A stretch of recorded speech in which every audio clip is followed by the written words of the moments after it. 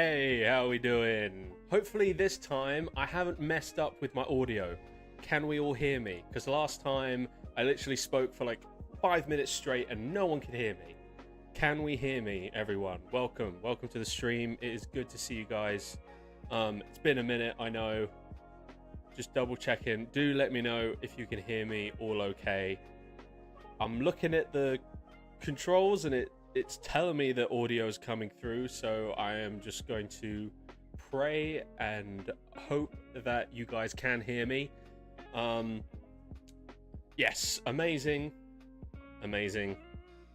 We can. Amazing. I'm so glad to hear it, because last time it was really awkward. It's like I hadn't streamed in a while and this grand entrance and you couldn't hear me, and I didn't notice for like 5 minutes, so it was really awkward. So I'm glad we were able to avoid that this time. Well, guys, welcome to the stream. I do apologize for it being a while. You know, I did this whole thing of like saying how, yeah, I'm gonna be making more content, it's gonna be great, and then I got sick. I got really unwell, guys. It was not fun. I don't know who I caught it from, but it was a serious flu. I was chilled to the bone,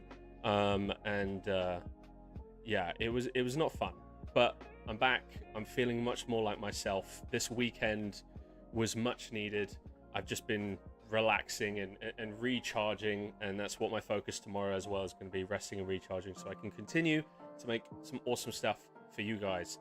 But yeah, basically today, as you can see in the title of the video, we are going to continue working on this OUTLAST short film, this short animation, found footage style short film that I am working on, where basically when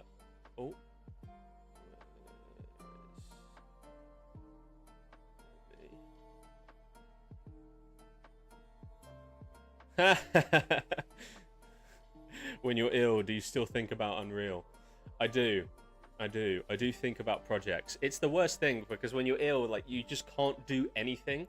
Like, even just like going to the gym, working out, doing anything, you're just laying in bed. So yeah, I was bed bound for a while, but it did allow me to do some thinking on a larger project that I'm currently working on, that I will be able to talk about more very soon. I don't want to announce it too soon before I have any content to provide you guys, because then, you know, we know how this goes. Everyone's just going to forget about it. So I'm kind of waiting for the right opportunity, but give me some time to just kind of ponder and think about that stuff when I wasn't feeling like utter crap, like I was going to die. But I'm feeling all good now. So today we are going to be continuing on this found footage style OUTLAST kind of thing. We're going to work on, I believe, 2 more animation blocks, where we're going to animate the camera, try and do our best to make it look like this handheld found footage style kind of content. We're also going to be introducing the, I guess, monster, although it's not really a monster, it's just a crazy patient. We're going to be working on the design of said patient. I've kind of got a design right now, although I think I'm going to change a few things, and then what we're going to do is we're going to retexture that guy, because right now he looks a bit too clean. So we're going to export everything out. We're going to take the textures from his body, his face, his clothing. We're going to bring those into Substance Painter, and that is where we're then going to retexture them, dirty them up, add a bit of history, let's say, to the clothing, to the body of this guy, so he kind of fits the look of this place, and then we can add him in. We are also going to be using the new retargeter inside of Unreal Engine, which is really useful for taking animations from a website like Mixamo, taking that animation, retargeting it for metahumans, putting it on your metahuman, and just kind of seeing how it looks, right? So we're going to have some fun with all these different things. It's going to be a good time. We're going to just chill. We're going to just do this, listen to some tunes, kind of answer any questions that you guys have. It doesn't have to be specifically VFX related. If you just are curious about something, maybe about the channel, about some of the content being made, or even just about myself or whatever, feel free to shoot it into the chat. I love talking to you guys. I love answering your questions and building this community. Speaking of community, we do have a Discord. I do apologize, the Discord is not very active right now. It's kind of just me every now and then, like, notifying people that I'm live, or like if I'm talking about I don't know, a new short film. But I've built some more channels, I guess I think they're called, where you guys can post your own work in the Discord. Everyone can share it around, watch it. You can, you know, just show off what you're learning, show off what you're creating, and we can all push each other as creators and support and cheer on each other. Basically, that's kind of the point of the Discord. There is a link in the description that I'm hoping is working. If the link does not work, do let me know in the comments, or if you're watching this live, let me know in the chat and I will post a new link. I do keep marking it as like not like, so it doesn't expire, but for some reason it does keep expiring. So oh well. I will try and figure out a way. I'm not a great genius when it comes to Discord, but yeah, pretty much that is everything. So I will stop rambling on and we'll get right into it. Got some questions here. What's your favorite Unreal short film that's not made by you? That is a good question. Oh, that's a really good question, because there's so many good ones out there.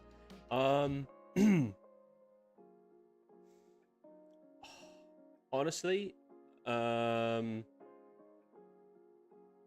if we're thinking across the board, I would say my favorite one right now is this. I think it's called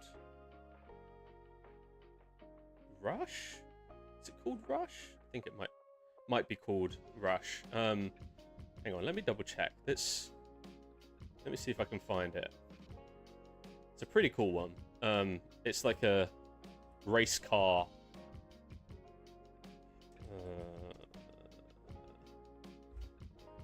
No, I don't think it's called Rush. Car racing short film. Rally. Just the animation's really nice in it.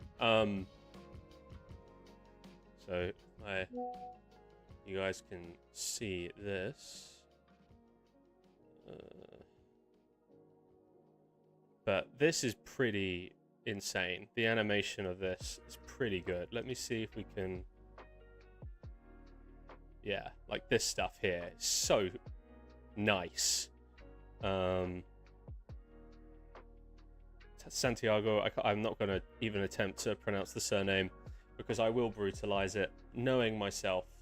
But yeah, it's a pretty sick one. But honestly, there's so many out there that I love. It's difficult for me to pick one because there's so many out there that I absolutely love. I know that this one here,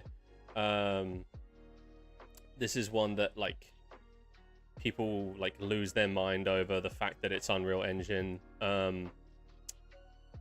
Yeah, pretty awesome. But these are specifically like low budget ones. If I've got to go like, if I were to simply go off of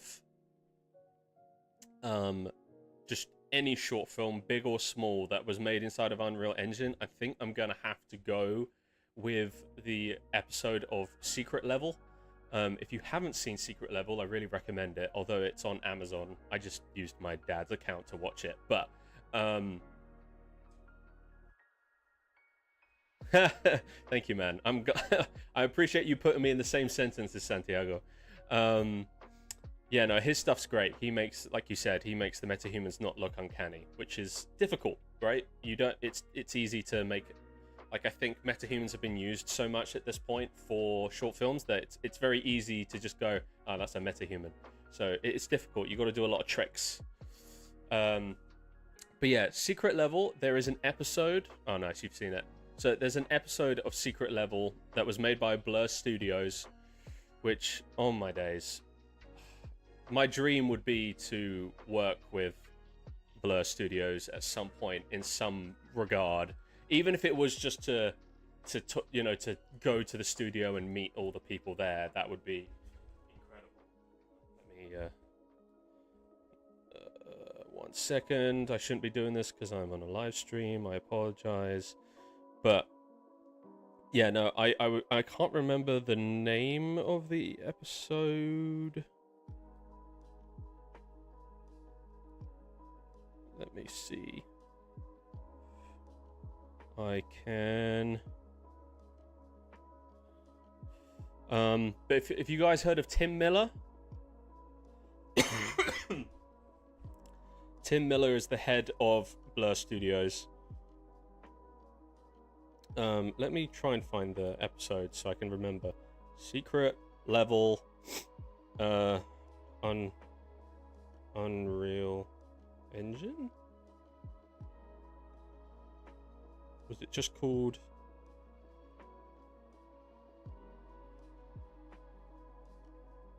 Oh, it was just called Unreal Tournament. Yeah, so it was just called Unreal Tournament, I guess. That kind of, yeah. Tim Miller, I love him. He's a big inspiration for me.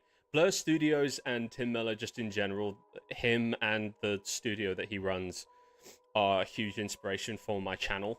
I love their stuff, as well as Corridor Digital. I would say those two are my biggest inspirations, and I'm trying to find a sweet spot in between where I'm creating content kind of like Corridor Digital, but with the fully CG animation motion capture kind of workflow that Blur Studios has. Just because, yeah, they're all incredible.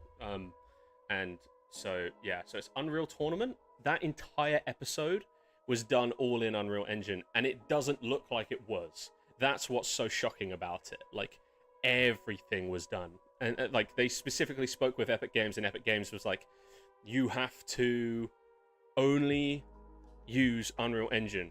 Like, everything has to be done within Unreal Engine. All your animation, it has to be done in Unreal Engine.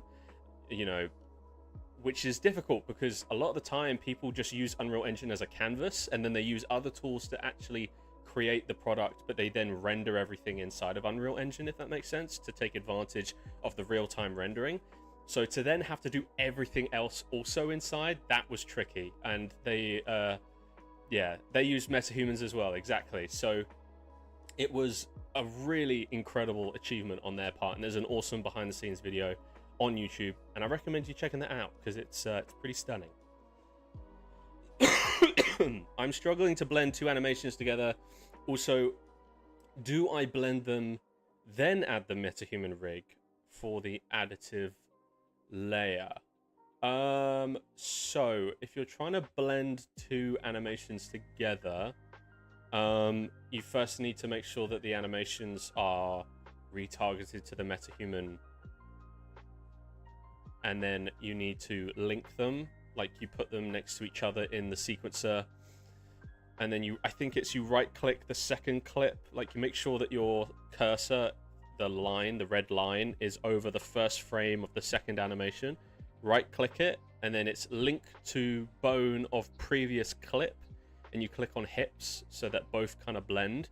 You can also then drag that second animation slightly on top of the first one, and you'll see this like crossfade emblem kind of appear, so it's going to blend between the two, and then you bake that to the metahuman control rig. Once it's baked to the metahuman control rig, then you can add your additive layers, but not until it's baked to the rig. But yeah, anyway, let me screen share because I've been rambling on for a while, so let's get into some cool stuff. So today we're going to be doing a few things. So we've got our two animations here that we've already done. I won't bore you guys, you can always check them in the previous stream. But today, basically what we're going to do is we're going to do two animations. I've slightly reworked this project so that it kind of fits what I'm doing. Yeah, you got to start at the first frame of the animation when you do the link to the bone workflow. No worries, happy to help. So our last animation ended with the guy kind of coming in here, he looks around, and then he hears something, he looks over there. So now we're going to have an animation where he kind of walks in here, looks there, kind of walks ahead here, goes to turn, hears a noise, whips around, and there's going to be someone standing right there in the doorway. and then the camera will kind of act as if, because it's not like an actual POV. What we're doing is we're doing a camera as if someone's walking around with it, right? And so if you were to turn around and suddenly see someone, you're not going to keep the camera on them, are you? You're probably going to drop and like get in a stance to get ready to be attacked. So it will kind of end with the camera kind of going down and facing down, like you see in a lot of those like videos where a YouTuber's like exploring an abandoned place and then the cops find them, and you always see the camera like just filming the ground for like 10 minutes, and then they just extract the audio so you can hear what's going on, because like no one's gonna in real life just stand there going, oh, you're scary, right? So that's gonna be that first animation, and then we're gonna cut to over here where we're gonna do a one of our guy. He's just gonna be running and kind of turning like this, and basically he's gonna run to about here, and then from here the camera will kind of turn around as he continues to run, and we will see the patient running after him, which is kind of how the game works. Like as you run, you can press a key, I think it's Q or E, while you're running or something like that, and you can look behind yourself as you're running, which is always terrifying because you can see them right behind you. So those are going to be the two main animations that we're going to do today, and so in order to do that, we need to do some setup first with our metahuman, who is going to be our crazy patient. So let's come here. Damn, man, I'm still recovering. Like, talking for super long, my throat starts to just do that annoying itching, and then I just can't help myself but cough. It's really frustrating. But yeah, we're going to finalize our design of the metahuman first. Then we're going to bring in our animations of the patient. One of which where he's just standing there kind of creepy like, and then the other one where the patient is running, just full on bolt running, sprinting towards the person. Then yeah, we're going to retexture our guy, make him look a bit more appropriate for this crazy place. And for that, we're going to use Substance Painter. So that'll be cool. We can do some custom texturing, which always helps with a metahuman. So, whoa, our metahuman is a little crazy right now. Hey, yo, man, put some pants on.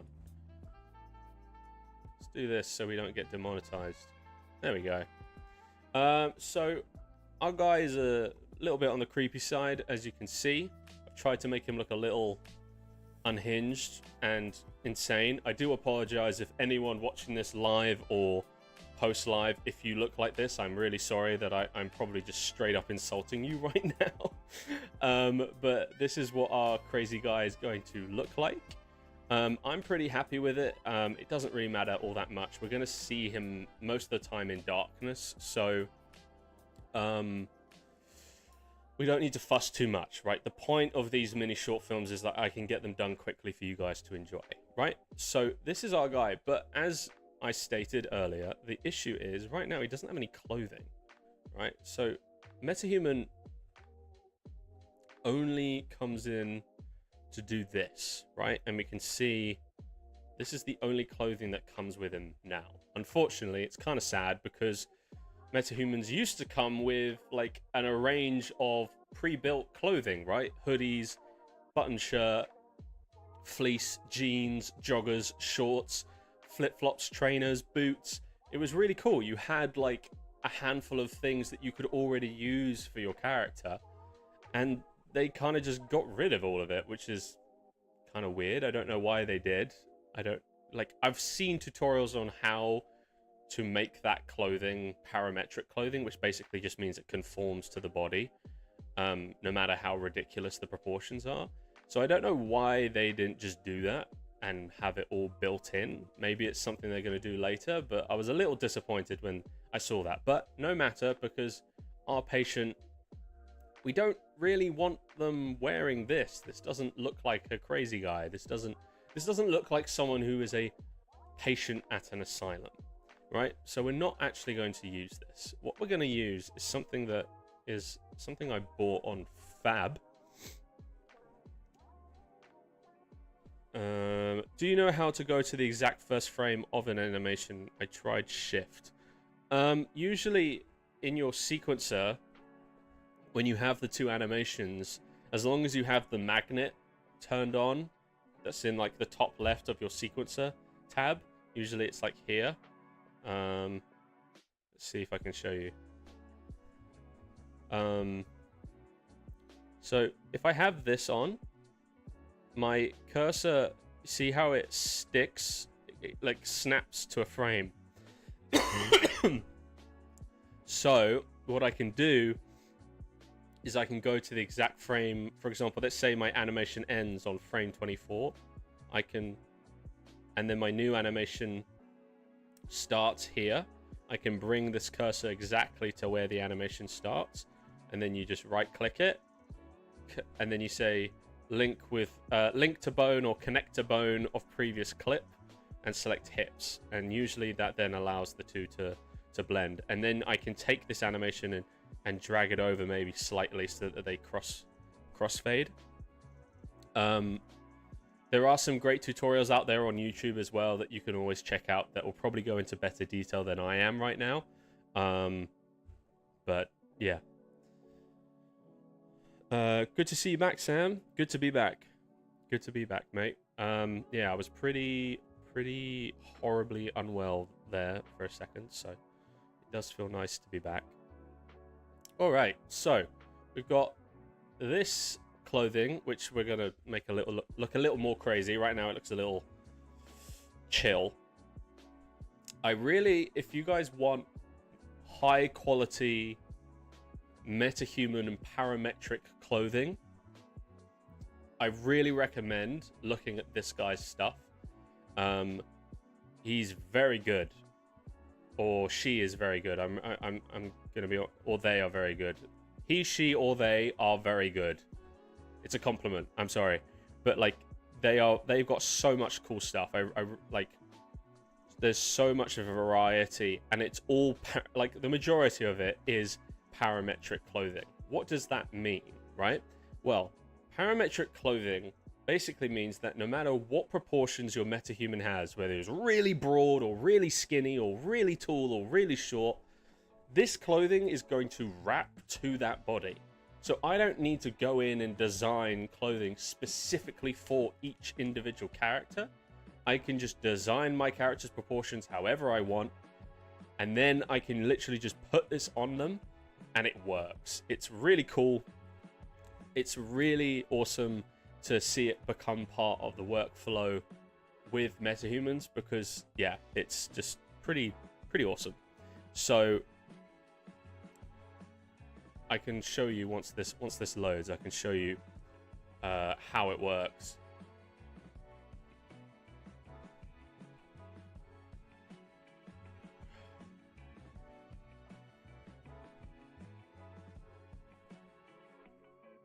Nice.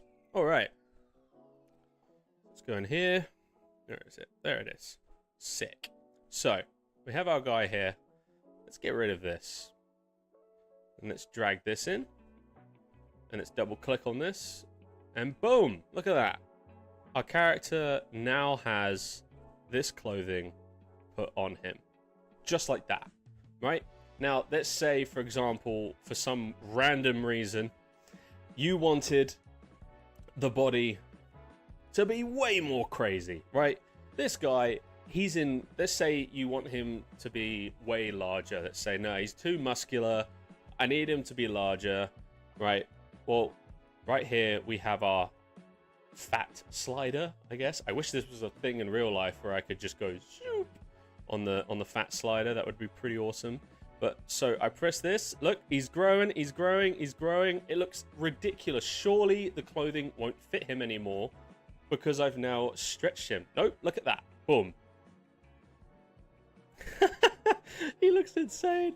But look at that. That's awesome, right? Which means I'm no longer limited, right? Let's say halfway through the project, you suddenly decide, my character, he doesn't look right. I need him to be broader.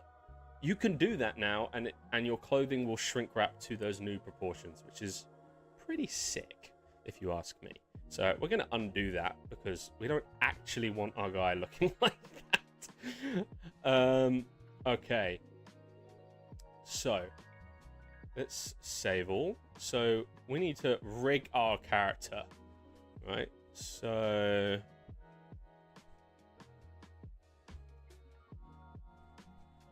just going to create a full rig. Usually takes a second, so we'll give it a minute to do its thing.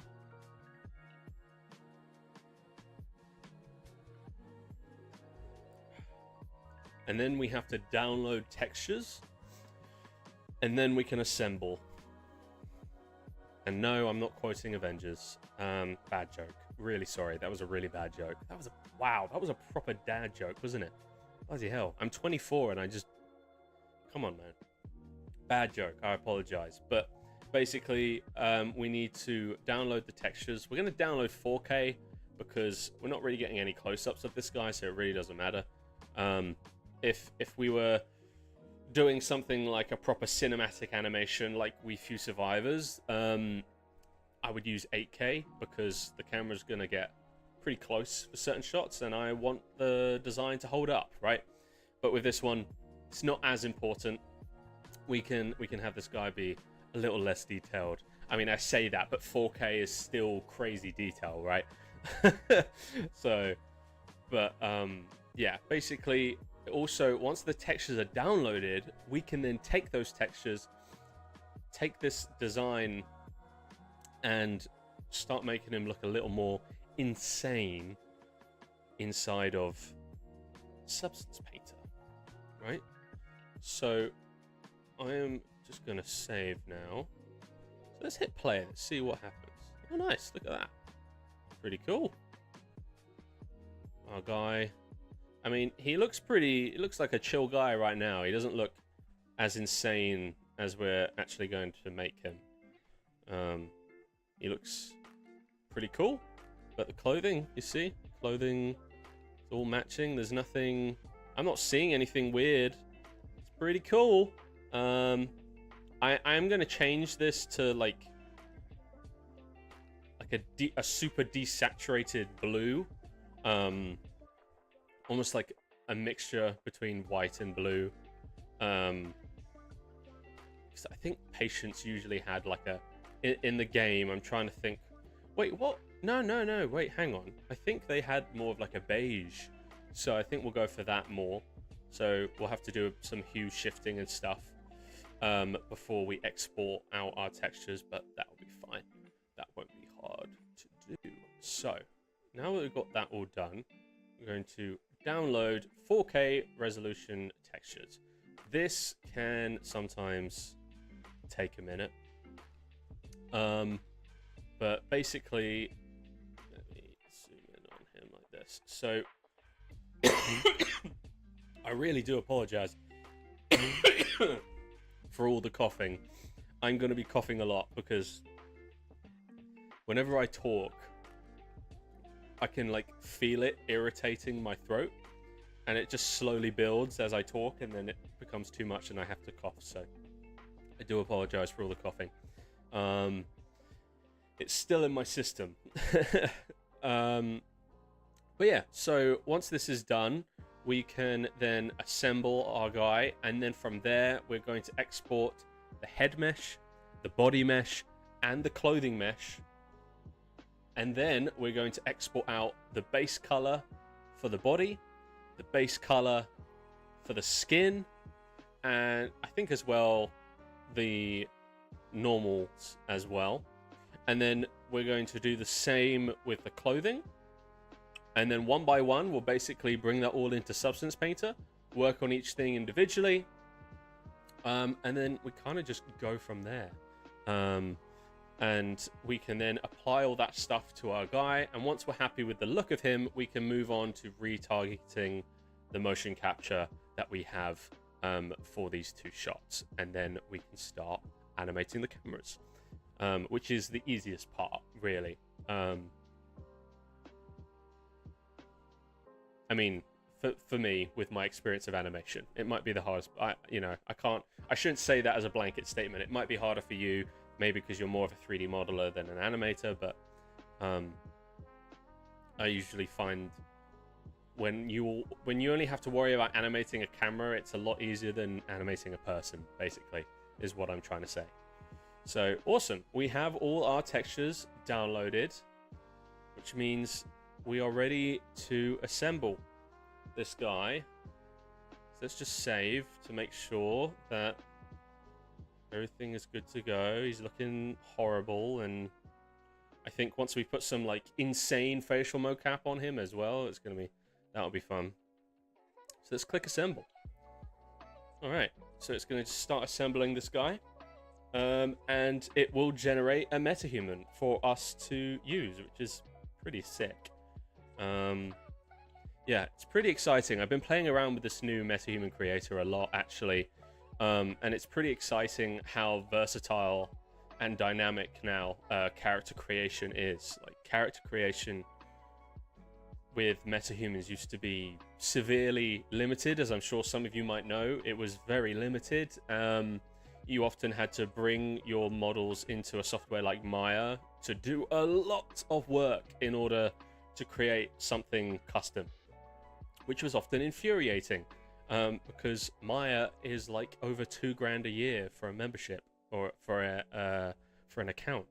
I don't know about you, but I don't have that kind of money just lying around. Like, honestly, people that I see online that like use Maya blows my mind. Oh, see, you can tell that my PC is chugging to assemble this guy because my frame rate is dropping right now. Okay, I think we're good. I hope so. Still assembling. He's taking his time. He's getting there. Okay. Stream seems to be fine. I haven't stopped streaming. That's good.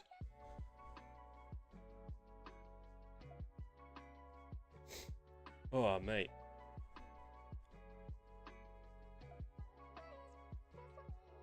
How is everyone, by the way? Are we doing good? How's our week's been? Are we glad it's the weekend? I'm pretty excited for the future right now of this channel. I know things have been a bit slow recently. I am trying my best to pick things up. It's just that I have a full-time job. You know, if this channel was my full-time job, I'd be making way more for you guys. But you know, when I'm working 9 to 6, and then I don't get home until 8:30, maybe 9 o'clock, because I go to the gym after work. It's like I only have like a couple hours maybe to work on anything, which, you know, compared to when I didn't have a job and I was working on the channel where I had a whole day basically, apart from when I went to the gym, it's really no competition there at all. So I'm hoping in the future to generate more stuff for you guys. I am currently in the process of upgrading my PC, so hopefully, I don't know why I'm gesturing with a tub of toothpaste. Hopefully, I will be able to start making even better looking stuff, because my PC will be able to handle it. Right now, I've been running into an issue with my CPU. It keeps overheating, and the whole PC turns off. So I have some friends that are a lot smarter than me that have recommended me some really powerful parts: brand new CPU, motherboard, RAM, power unit, and then I'm also hoping in like the next 6 months I can save up to get a new GPU as well. Oh, there we go. Successfully assembled, yay! And yeah, hopefully at that point this thing will become an absolute beast. I mean, it's already very powerful, but it's starting to show its age. I got it back in 2021. It's 2025 now. It's getting old. it is getting old. It's about 4.5 years old now, which in computer years, especially nowadays where like companies are just super greedy and they only design technology that lasts like 5 years before you have to spend more money to fix it. It's pretty old for a PC, and it's starting to show its age. The CPU is starting to show its age. Everything else is fine. The GPU is incredible, but the CPU is starting to show its age. So I found, through some friends, I found some pretty cool parts that will hopefully upgrade it. Like I said, I'm working on a really big project for you guys right now that won't be coming out anytime soon, but I can start talking about it very soon. I mean, I can start talking about it whenever. I could announce it right now, but I don't want to because I want to do it at the right time, where I have like when I have something to show you guys, basically, along with the announcement, you know. So yeah, we'll see how things go. All right. Just gonna make sure this is all saved. Weird, autosave doesn't actually save all, which is kind of weird. I feel like it should. Maybe there's a setting for that. I swear like half of my live streams nowadays is just me bitching about autosave in Unreal Engine. I don't know. I don't know. It just annoys me.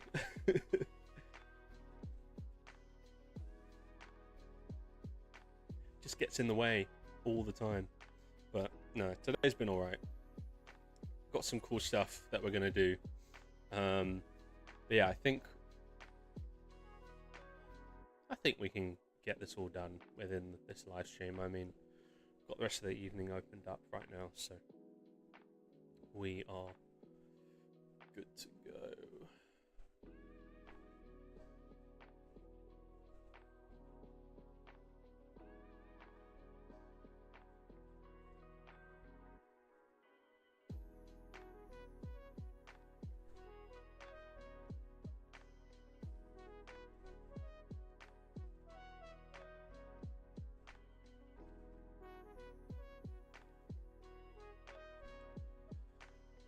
Okay. This is really taking its time, isn't it? Anyway, while it's doing that, I'm going to show you guys this. So, these two animations that we're going to be retargeting, I've got them from Mixamo. If you guys, I'm sure you guys, hey Yash, how you doing? It's good to see you. Good to see you. Welcome to the stream. Welcome. But yeah, so we're going to use Mixamo for this because it works. And I've been too ill to get inside my Rococo suit. But, you know, hopefully sometime this coming week, I will have time to, because I need to record mocap of him looking for the guy with the camera inside the room where he hides. And I don't have anything right now because I've been too unwell. All right, I think we are good to go. Shall we see what happens when we...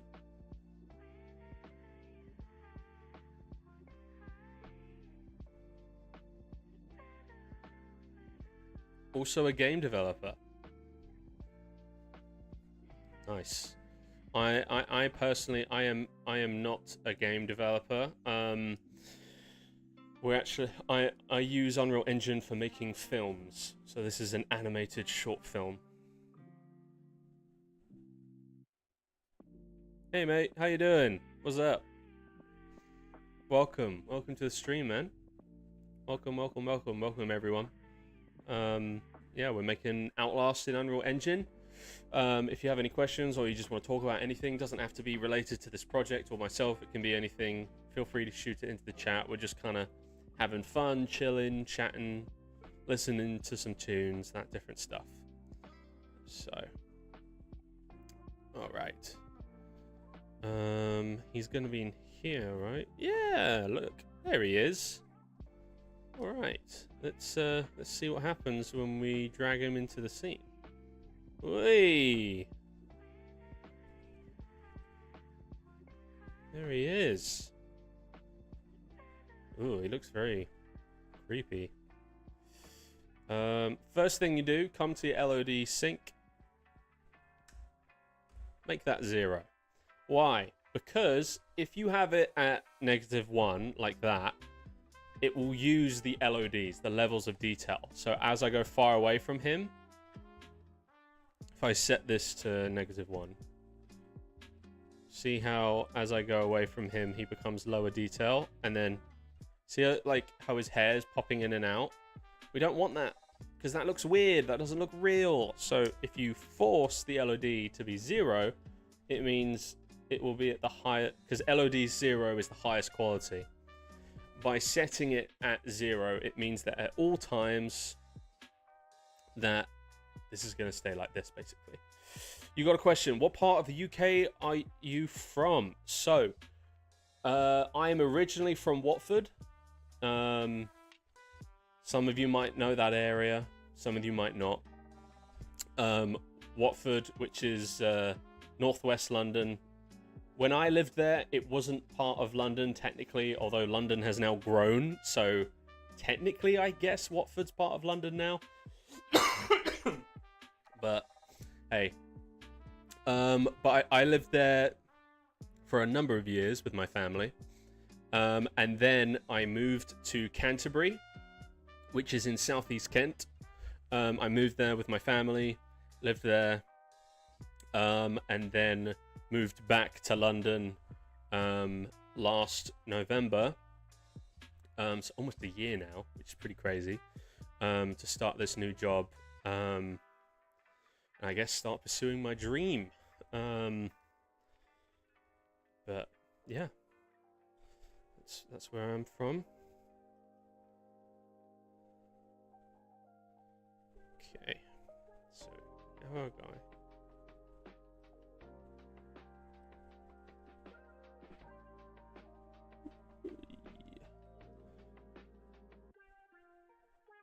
These like weird pencils. Nice. Yeah, looks. I mean, he looks pretty creepy.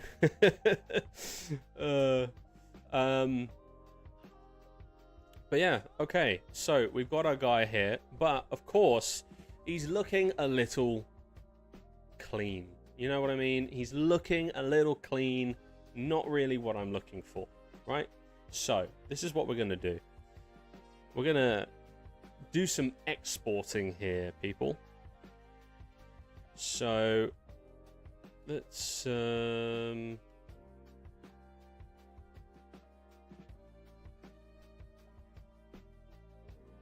what's this? Right, whoops, that's not what I meant to do. So we're gonna export different meshes, and then we're gonna export the different materials, and then we're gonna bring them all together inside of Substance Painter. Add additional textures to them in Substance Painter, re-export them out from Substance Painter, bring them back into Unreal Engine, and put them on our guy. And hopefully at that point, he will look pretty crazy and cool. And then we'll go from there. How did you find those custom clothes? So, these custom clothes are from Fab. So there's this really cool artist. Let's see if I can find one of their things. There we go. Le Baron Market. This person has a ton of parametric clothing. As I said before, that means that the clothing conforms to whatever your character looks like. So you don't have to worry about body types and stuff. You just buy it, and whatever your character looks like, it will work. And it's really cool. There's full costumes, there's separate bits of clothing, this is not sponsored, by the way, I just really like this person's stuff. So there's armor, there's helmets, excuse me, tactical gear, all this different cool stuff, and this is where I got the clothing that I'm using. I recommend checking them out. Le Baron Market, yeah, on Fab. Very cool. I actually reached out to them because I was running into an issue where the clothing wasn't sticking to the character, and I thought I was going to be waiting days before I heard back from them, They replied within like 5 minutes. And we're like, oh, it's this. You just got to turn this off. And it was this little checkbox that I had to turn off. And since then, they've actually fixed it. So now you don't have to turn that off when you export their stuff, if that makes sense. So it's now just, it comes, when you export it, when you import it into Unreal Engine, that box is turned off. So you don't have to worry about doing it, which is pretty cool. Saves a lot of trouble. So first up, I keep forgetting. Okay, so you right click, we're going to go asset action, and we're going to export. Okay, let us find, so new folder. We'll call this folder, what do we call this folder? Patient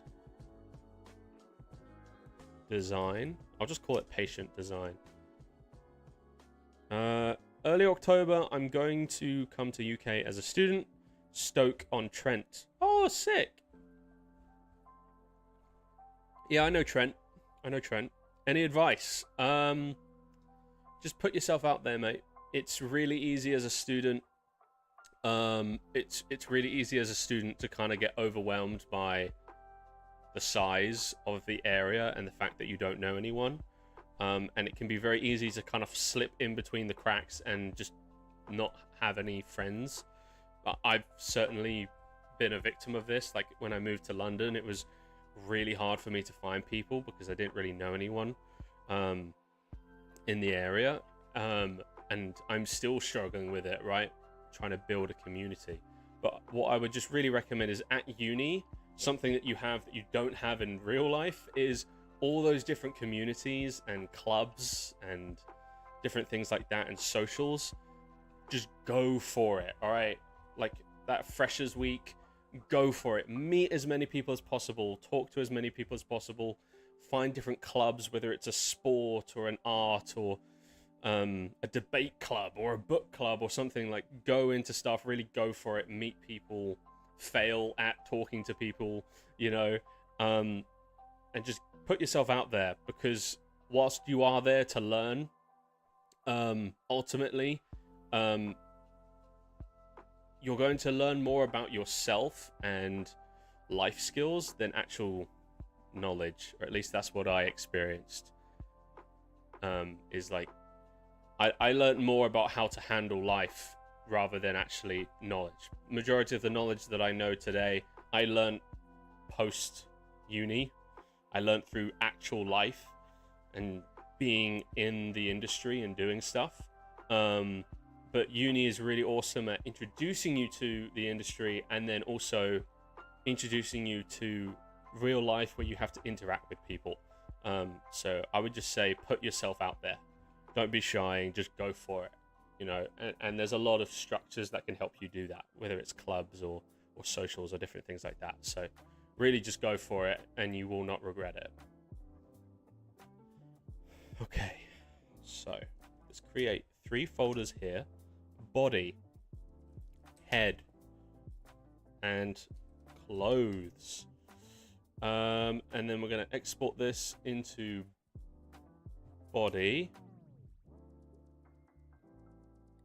We're not going to export levels of detail or collisions. Okay. All right, now let's export the materials for the body.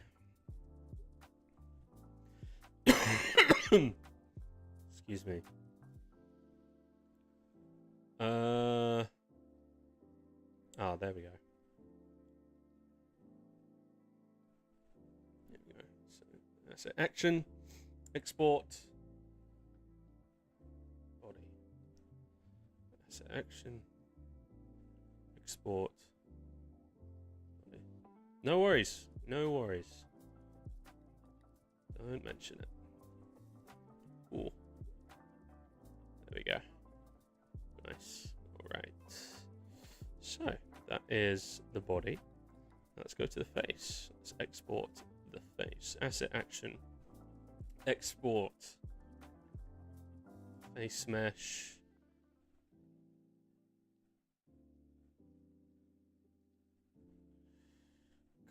textures. No, that's not the right one. Materials.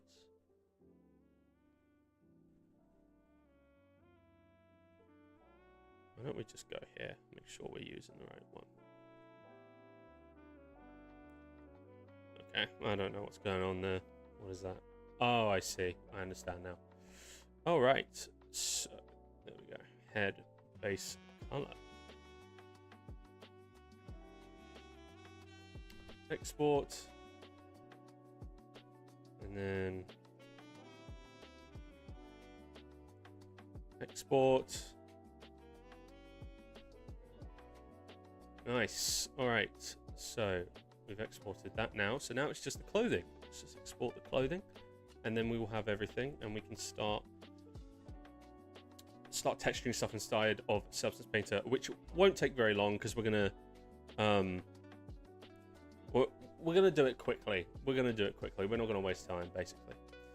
What do you think about Character Creator 5? Is it better than MetaHuman? I've seen Character Creator 5. It looks pretty cool.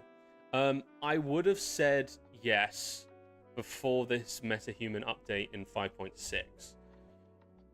However, for my workflow, I prefer MetaHuman because I predominantly use Unreal Engine, and so, you know, using MetaHumans it's integrated already, so it's much easier and much smoother than Character Creator.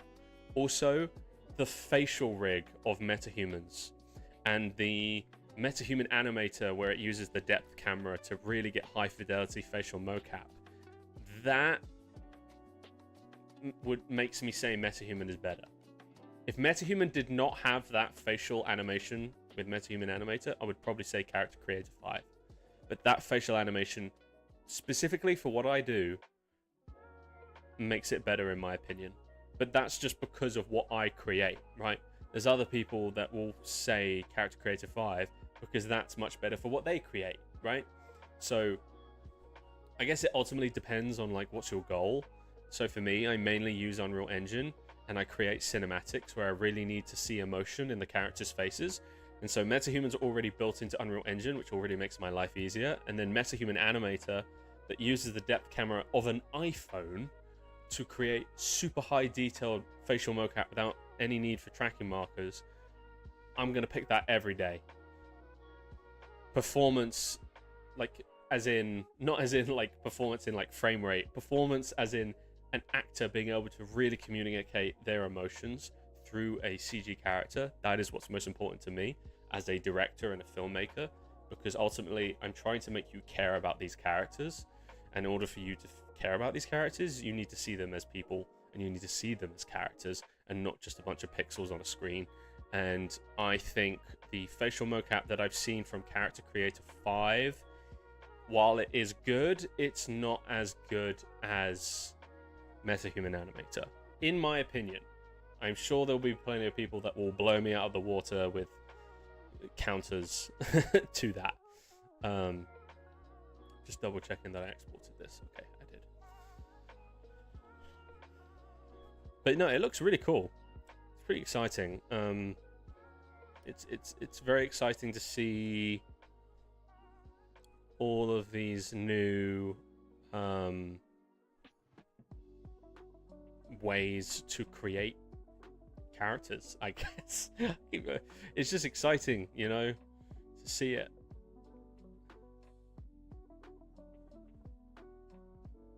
I think, you know, the ability that we now have as filmmakers, indie filmmakers, is insane because of things like Character Creator 5, things like MetaHuman inside of Unreal Engine.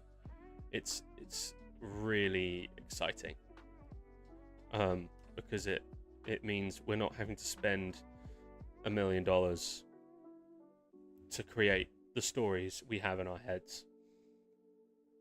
Often now, the main currency is time, because ultimately that is the thing that takes up the majority of space. Nice. Okay.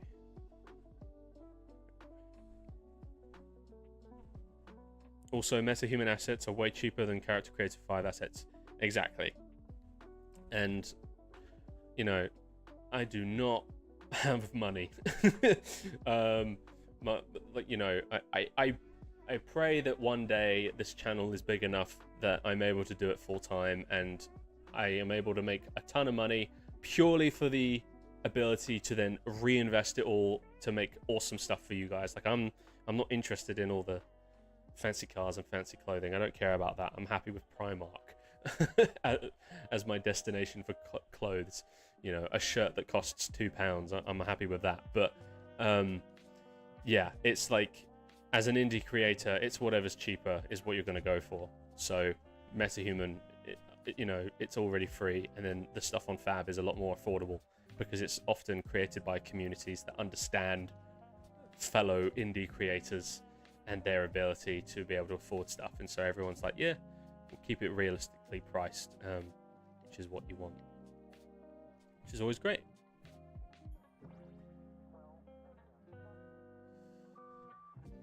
Okay. I know this is a little time consuming, but we need to export all these textures. It's so crazy how time consuming it is.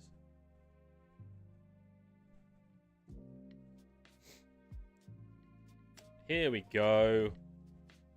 Okay. One day you will. Thank you, man. I mean, hopefully. It would be great to be able to make awesome stuff for you guys and just be able to go full time with it. That's, you know, hopefully one day that does happen. But we shall see. We shall see.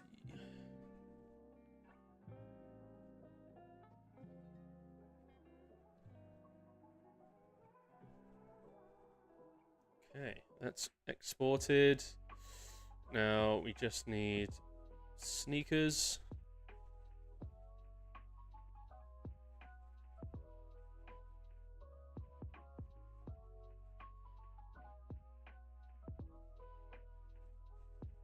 Nice. All right. I think that's everything. Let's save, and then let's open up Substance Painter, baby. And yeah, we'll just basically, this is going to be very quick. We're just going to add some muck on top of everything, basically. This character looks way too clean right now, so we need to make him look a little more unhinged. So, first off, we are going to just do the clothing because it will just be quick. And quick and dirty, you know. Clothes. Let's start with shirt.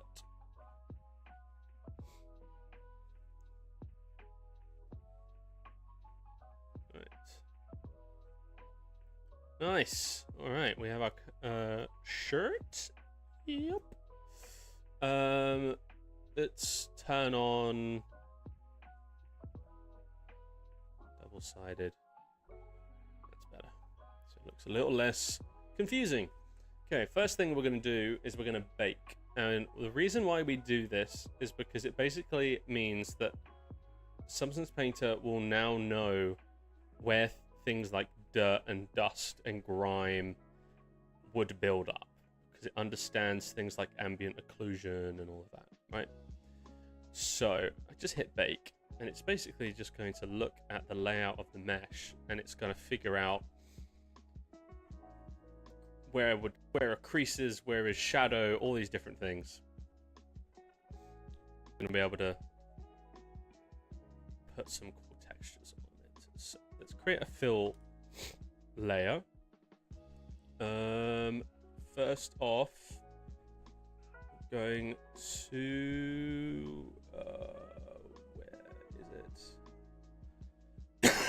it? Sorry, cough is still persevering. Clothes. Shirt. That's what we want. All right. This is a texture. So we're going to import it. Amazing. I'm going to put that on base color. We don't need to worry about normals because, I mean, it doesn't matter. It does not matter. Okay, cool. So this is what it looks like. But it's boring. We want it to look cooler. So honestly, one of the easiest ones that I like to do is just put metal rust, which I know sounds weird.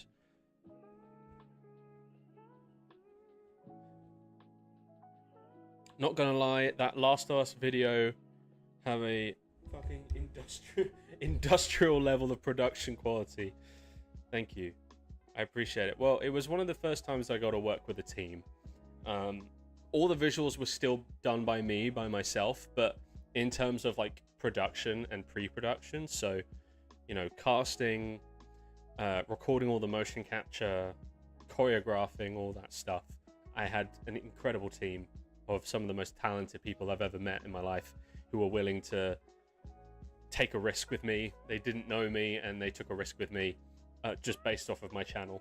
And we were able to make something pretty special together, which has won an award for Best Animation at a film festival, which is pretty sick.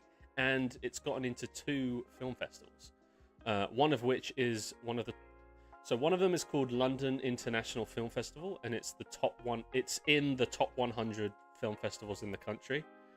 I don't know how impressive that is. I don't know how many film festivals are in the UK, so maybe top 100 is impressive, maybe it's not. I couldn't say. I'm not an expert when it comes to the layout of the film festival industry, but it's pretty exciting, and certainly helps with pitching future ideas, if you get what I mean.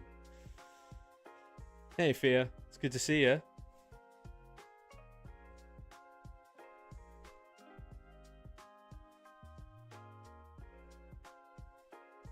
Okay, let's reduce the rust color. I know, again, this is weird because it's like, why am I putting rust on this? Well, don't worry. It's just because I kind of like the gradient of it. I just think it kind of works for like overall dirt stains. So now the problem here is it's covering the whole shirt, right? We don't want it to cover the whole shirt. We want it to cover very specific areas. So what are we going to do? Well, we're going to add a black mask. And the way a mask works is if something is black, it's not visible. If something is white, it's visible. And then everything in between is like a gradient between visible and not visible. So I've just added a black mask, and what that means is now it's gone, right? Now, what I could do is I could just start painting, right?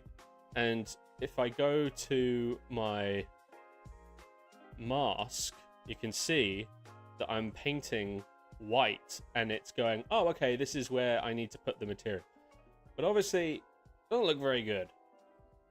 It doesn't work, right? That's not what we want.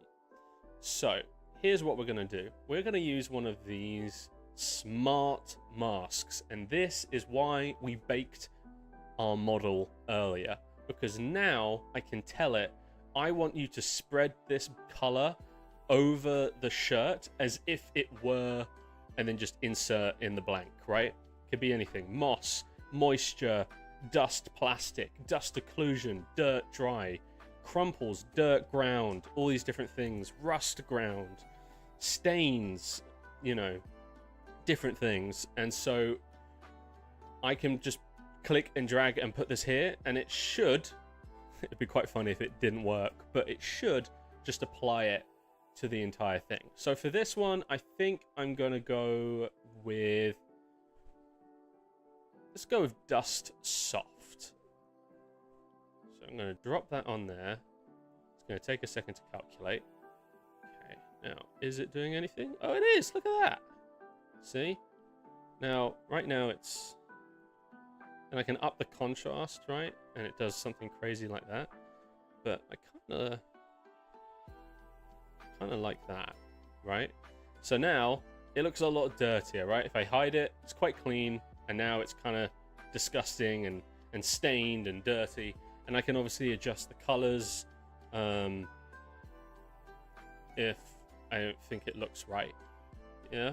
Now, I want to do a hue shift on this green because I don't like this green, right? I don't want the clothing that this guy wears to be green. I want it to match Outlast. And if we look at Outlast Patience, Outlast Patience. There we go, the images. Let's try and find something that doesn't get me flagged by YouTube. Gotta be careful. Don't want to get age restricted. Yeah, this is... Okay, maybe... Link in window. Can I zoom in on it? Maybe if I take a screenshot. Okay. I'm just... Sorry, guys. I'm trying to play it safe because I don't want to get demonetized. Okay.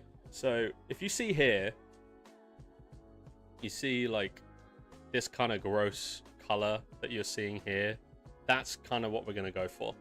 So, let's close this now. We don't need that. So, let's add a effect, right? So, this little magic wand.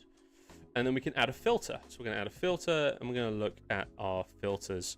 And there should be one about color correction. Is it this one? No. I always get this wrong. I can never figure out.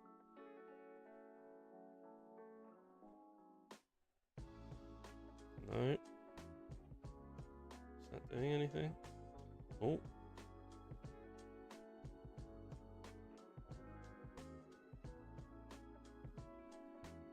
Seems to be doing something. Okay.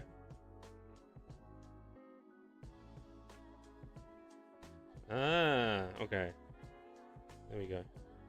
Should just be a hue shift, but it's... Oh well, I guess. It's a bit on the saturated side, so we're going to add another filter. And this is going to be color correction. We're just gonna drop the saturation. That's good. I like that. Alright. So without these, it looks like that. And now it kind of looks like that, which is kind of cool. It's a little bit on... This is a little much, I feel like. I don't know, man.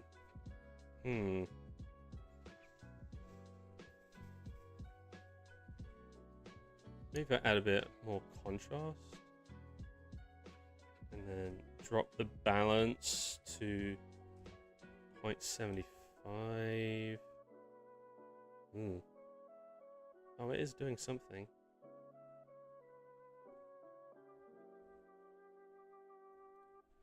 Okay, that's a good base. I think we're going to duplicate this. And we're going to add a black mask. I'm going to pick something else. What's this? Dirt splashes? I like that. Let's do some dirt splashes. What's this look like? Oh, that looks kind of cool.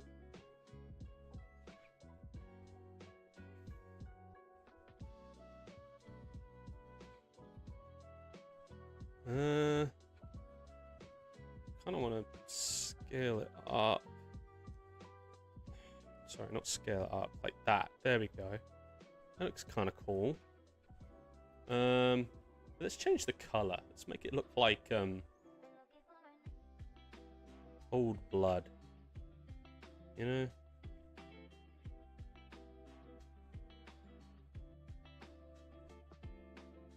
Looks kind of cool. What do you think? What do you guys think? I think it looks kind of cool. Let's get in there. Again, we don't want to spend too much time on this because this is just for fun. yeah, I'm kind of happy with how that looks. Kind of matches what I was going for. Okay, so what we're gonna do now is we are going to put all of this in a folder, because ultimately, if I left this as is, I would unfortunately have to, I'd have to recreate it, basically. I'd have to recreate it all from scratch, which is not what we want to do, right? We don't want to recreate this whole thing from scratch for both of the other bits of clothing, because that's not fun. That's time consuming. So what we can do is we can create a folder, put all our materials inside. We're going to rename this, and we're going to call it OUTLAST Patient Clothing. Probably just cloth, right? And then what you can do in Substance Painter is you can right click and you can do something called create a smart material, which means that it's basically going to make this a preset. So I click create smart material, and boom, look at that. There it is. It's a smart material built inside of Substance Painter now that I can use for other things, which is awesome. So let's save this.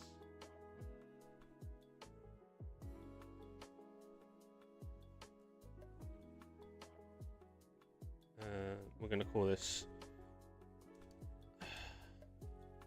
OUTLAST Patient Shirt. Hit save. How are you going to do the animations?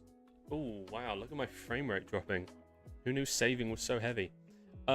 So the way that we are going to do the animations today is we are going to use some Mixamo animations, and we are going to retarget those Mixamo animations onto our MetaHuman, because I just haven't had time to get in my Rococo suit because I've been really ill.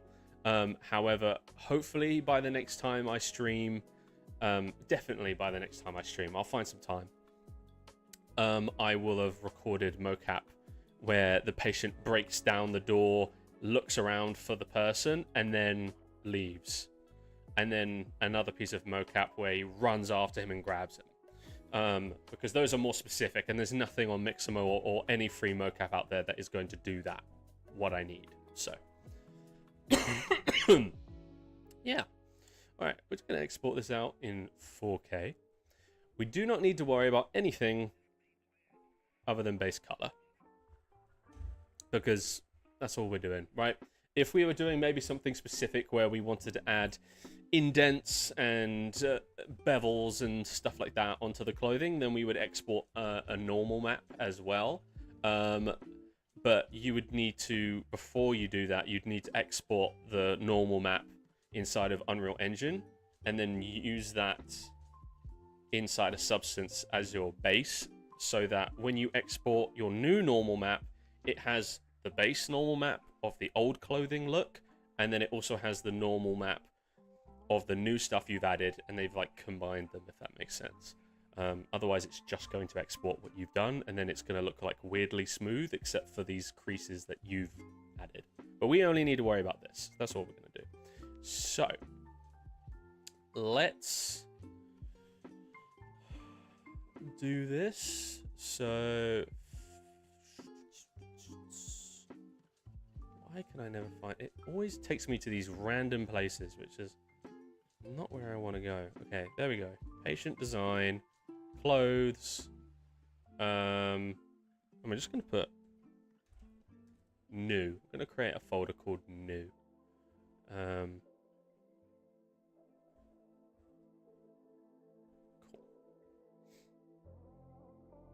At 4K, I'm going to do dilation infinite, which just basically means it's going to expand the clothing texture outwards, so that if there's any parts of your UVs that aren't perfect, it should still roughly match the color. Yeah, and we're just going to hit export. Sweet. All right, there we go. Okay, so let's now move on to the trousers. This should now be quicker. Or sorry, the pants. If you're American, the trousers over here in England. This should hopefully be a lot quicker this time around because we've created that preset, right? So what do we do first? We come over here. Just increase secondary rays. I just do this because it's higher quality. 4K, bake. So it'll bake. And we have to do this so that that smart material that we created works.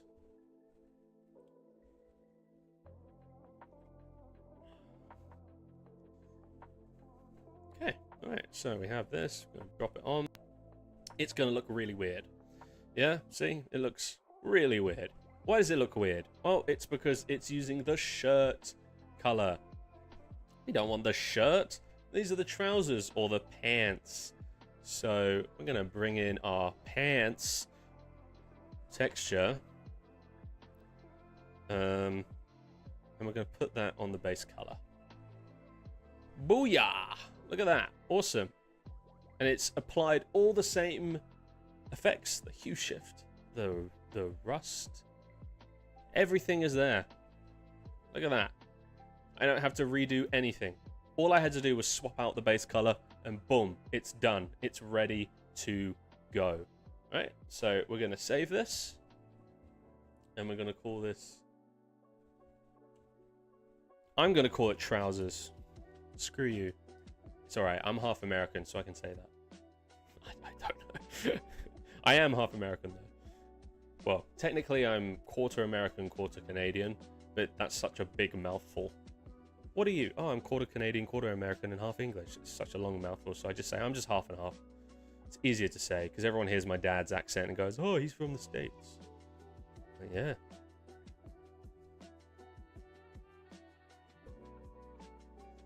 Right. Let's wait. Waiting.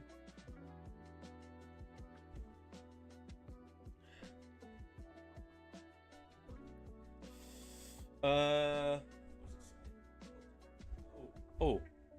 What do you think about AI? Oh. What do you think about AI? Do you think it will overtake this industry? So in my opinion, I was thinking about this earlier today. I think AI is being overhyped as like it's going to replace everyone. I truly don't think it's going to replace people. What I think it's going to do is it's going to do the boring stuff, basically, so that we can then do the fun stuff as creators. So no one wants to do. Yes, my dad is from the States. So no one wants to rotoscope every single day in, day out. That's very boring, right? No one wants to paint things out frame by frame. That's very boring. No one wants to camera track. That's very boring. Maybe some people like it, but I've not met a single visual effects artist that enjoys doing any of these things. It's more of it's just part of the process so that we can then do the fun stuff like the 3D or the 2D effects or animation or graphic design, different things like that. In my opinion, I think it's just going to become a genre. I think it's going to explode. It's going to keep getting better. And then it's just going to become a genre like romance or comedy at the cinema. I like the majority of people I speak to do not enjoy AI generated content. They don't. They just don't. The moment that someone goes, "Oh, it was AI," they immediately enjoy it less. Because there's no effort. You're just clicking a button, generate. It's not interesting. It's not innovative. There's no hard work and talent in that, right? So the money goes where the audience goes. And the audience clearly does not enjoy AI generated content. So I don't think the money is all going to go into AI generated content. Some will, absolutely. And there will be a place for AI generated content. Absolutely. Because it's just going to get better. But at the end of the day, that's all it's going to be. It's going to be a genre. That's my opinion. I could be dead wrong. In the next 3 months, I could be proven dead wrong, you know, with how quickly AI moves. I could be completely wrong. But in my opinion, I think it's just going to be another genre of content. And if you're into that kind of stuff, you're going to enjoy it, right? But if you want to watch something that was made by humans, you'll just go watch that. Because ultimately, that's what people enjoy. Where it's like, someone made this. This is incredible.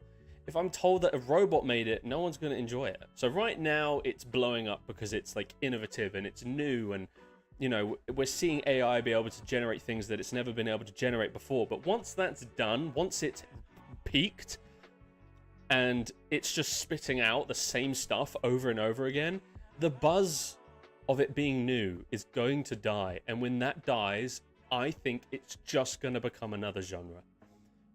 You know, I think lower tier jobs in the visual effects industry will most likely disappear. Yes, which is heartbreaking.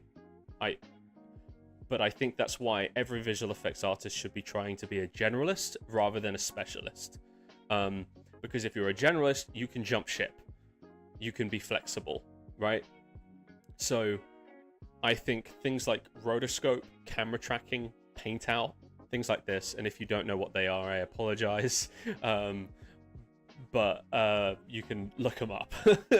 But the boring jobs, those are going to be overtaken by AI. But the actual stuff where art comes into it and innovation comes into it, I think that's ultimately going to stay human. Sure, there'll be films, animated films and live action films that are AI generated. Absolutely. It's going to become a thing. It's inevitable at this point. It's already being done, right? But ultimately, people don't want stuff made by AI.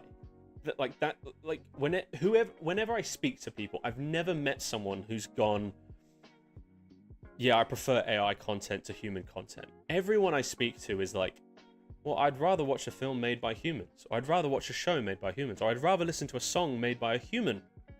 Because there's soul, there's passion, there's mistakes, which shows the humanity in the creation.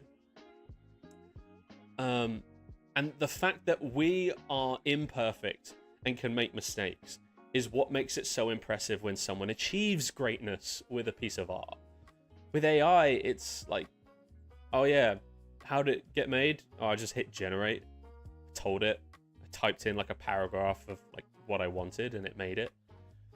There's no enjoyment there. So I don't know. I think the industry goes where the money goes, and the money goes where the audience goes, and it's quite clear that the audience prefers human-made content to AI-generated content. So that money is ultimately going to go towards human-made content, not AI-generated content. I think enough money will go to AI-generated content that it will be here to stay, and it will absolutely become a large part of the industry. But it will not take over the industry like everyone is saying, in my opinion. And again, within the next 3 months, someone could come out with a brand new model and I could be blown out of the water. You know what I mean? I could be dead wrong on this. But with what I've seen and what I've heard just speaking to people, like normal people that aren't in the industry and just like going to the cinema, they prefer human-made content. And so I think that's here to stay, in my opinion. Could I be wrong? Absolutely. I guess we'll see what happens, because it's moving quick. So yeah, sorry for ranting. Hopefully that answers your question. All right, let's export out this texture.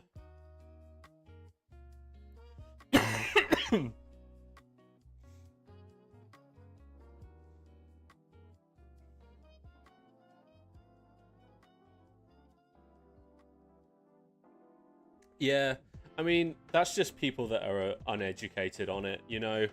it's gonna be there. There's going to be people that don't understand that stuff. Like, even some of my content, when I post it on like Instagram or YouTube, like, I get people commenting going, "Oh, this is AI. This sucks." And it's like, it's just an uneducated person on the subject, you know? It would be like me expressing my opinion on rocket science. I'm not a rocket scientist. I'm not trying to compare visual effects to the complexity of rocket science, by the way. I'm just giving it as an example. You know, it's like, I don't know anything about rocket science. Who am I to express that, yeah, this is terrible. That's a terrible design for the ship. It's gonna crash. How do I know? I don't know anything.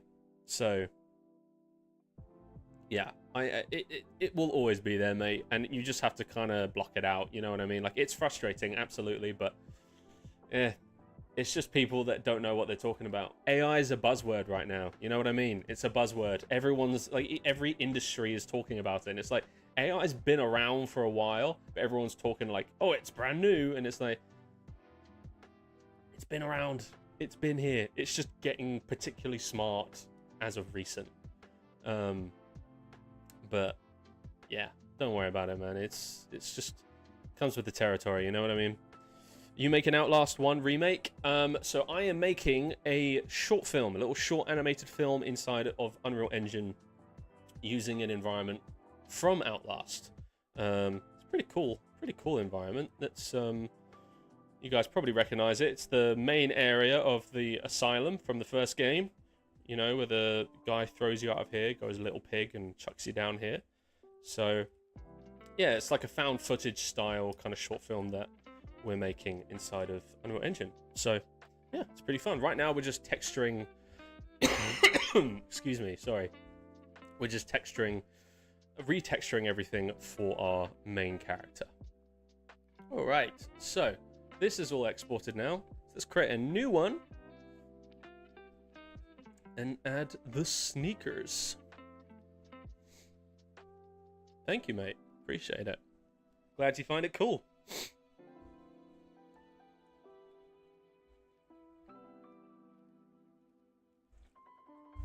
Okay. Probably don't need to tell you guys what I'm about to do, but I will say it anyway. So we're going to come here. We're going to bake everything.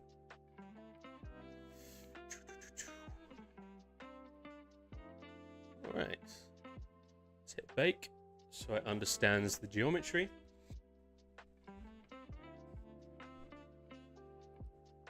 It's going to look a little weird at first when we drop material on it, but hopefully it looks okay. Okay. Alright. So, where is it? There it is. Cool. Alright, looks a little weird right now, don't you worry. How the hell do you got the map? I found it on Fab. Someone is selling it on Fab. I think someone recreated it in Unreal Engine, so I was able to buy it. It wasn't very expensive. I think it was like £30, something like that. Yeah, I'm not good enough to make it myself. I am definitely not good enough. All right. Something's not right there. I think it's something wrong with the UVs. Let's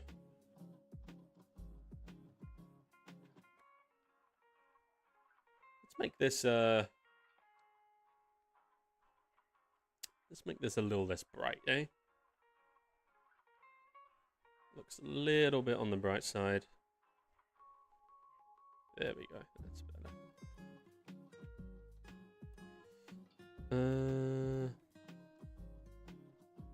Yeah. All right. There we go. So let's, with the shoes, I'm gonna duplicate this, add black mask onto that, and we're gonna use ground dirt, which basically is just going to add this nice layer. Oh no, that's not what I want to do. Is it this one? Ah!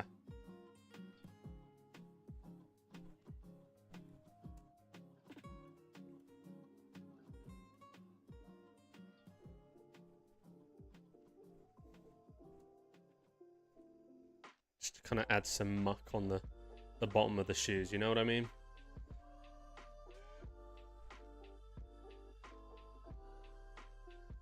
Nice. Okay. What is the name? Let's see. Library. It's in here somewhere. Here it is. It's the Horror Office by Daniel Diachin. Don't know how to pronounce that. I'm probably brutalizing it right now. But yeah, this is it. This is what it's pretty cool. Yeah, Horror Office by Daniel Diachin. It's pretty cool. All right. This is fine. So let's now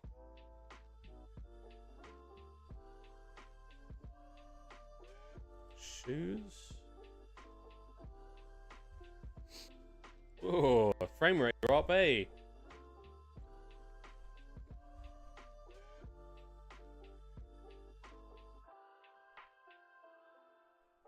Cool. Okay. Right, let's export these textures out now.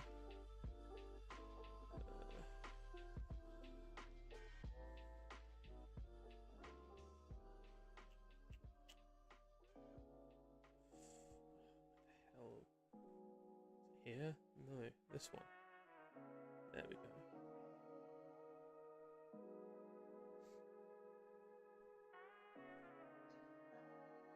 go. Nice. 4K.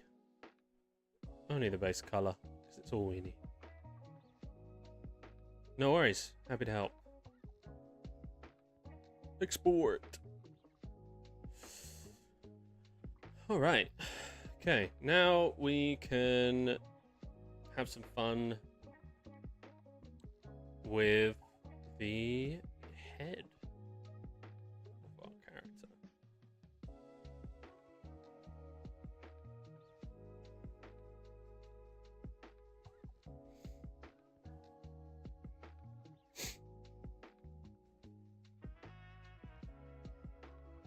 All right. Here's our character. He looks a little weird right now, so we're just gonna... This one? No. No. No. No. No. No. There it is. You can click this button here with the one inside the eyeball and it will isolate that one thing. Because that's all. This is all we want to texture. We don't want to texture the eyelashes or the eyeballs. This is all we want. Okay. So let's do a fill layer. Let's bake this guy. We're only gonna bake the head. That's all we want. Do 4K because the textures are 4K. Increase this, increase this, increase this. 4K, bake. All right, baking the textures, baby. Wow, the frame rate keeps dropping. And then it's done with this. We can. Nice. All right. Cool. All right. So let's now get the normal map and the base color. I'm gonna set these both as textures. I'm gonna import them. There we go. Bake a cake. You gotta bake a, what's that one? You gotta Lazy Town. Bake a pretty cake. Yeah. You seen the one where it's like a beat drop? Why if I put it in the roughness? It's like Lazy Town, bake a pretty cake. and it's like a rap version. I don't know. I'll shut up. It's pretty funny. Gotta bake a pretty cake if you want to bake a pretty cake. That's it. I remember it now. Yeah. I'll shut up. I'm sorry. Okay, with this guy, honestly, we're only going to do one thing. We're going to keep it simple.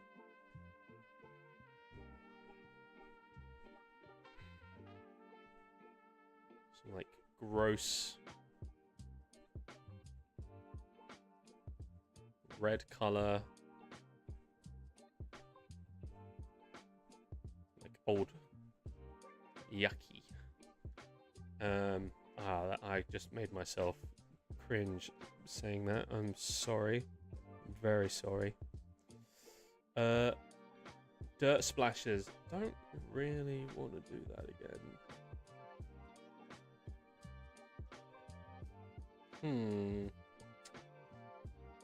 It's kind of fun. You could just play around with things, so I want to find the right one. Paint? No, paint won't work.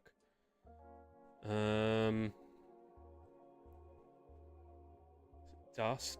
No, dust wouldn't work.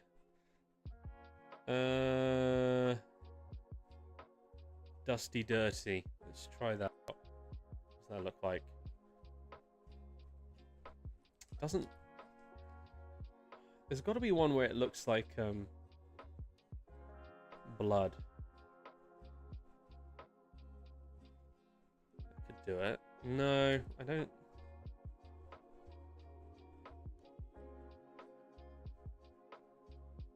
This one. Ooh, that looks kind of cool. Nice. Kind of like that.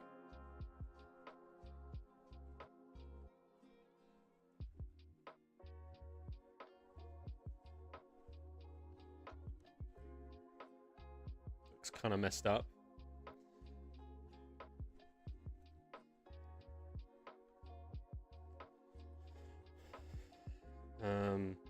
Like he's just made someone commit, like he's just perma-sleeped someone. Sorry, I'm trying to like say stuff that won't get demonetized, but he just perma-sleeped someone. That's what I'm trying to make him look like.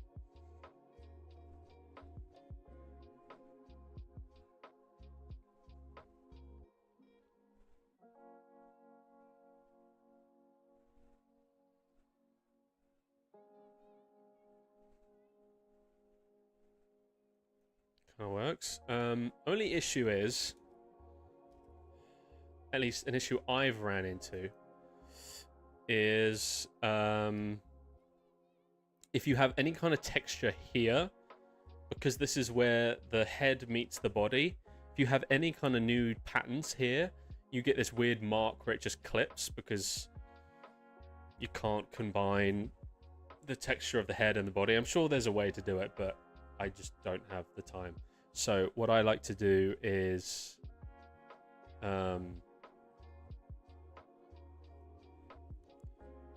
kind of oh, not what I meant to do. Sorry, I'm still getting used to...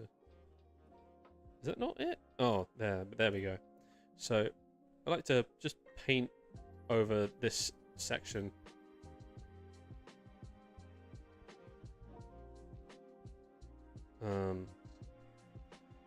The skin again, so that I know that this texture that meets the body is going to be the exact same as the texture that meets the head. Otherwise, you can get like a weird clipping, which is kind of annoying.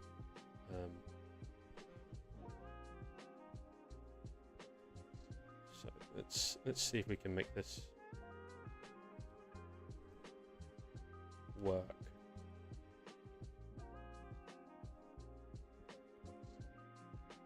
Can't make it work. That's fine. You're only going to see him in the dark anyway, so it doesn't matter all that much. See what I mean? Just make it a little more subtle. Alright. Cool. Alright. Kind of happy with that. Let's just leave it as is then. Okay, we're gonna export textures. All we're gonna do is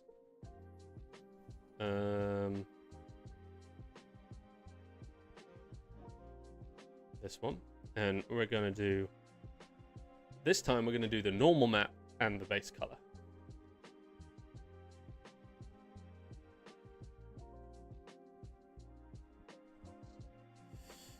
Okay.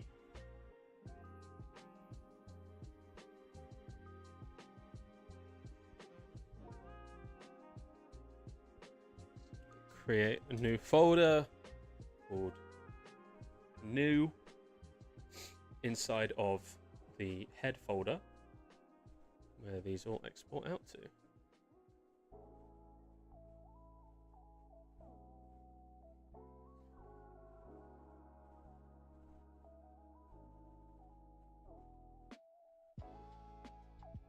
Nice.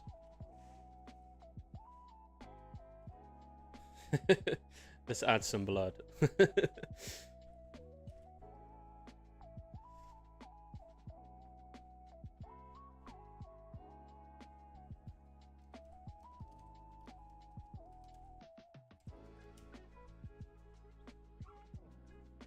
Cool.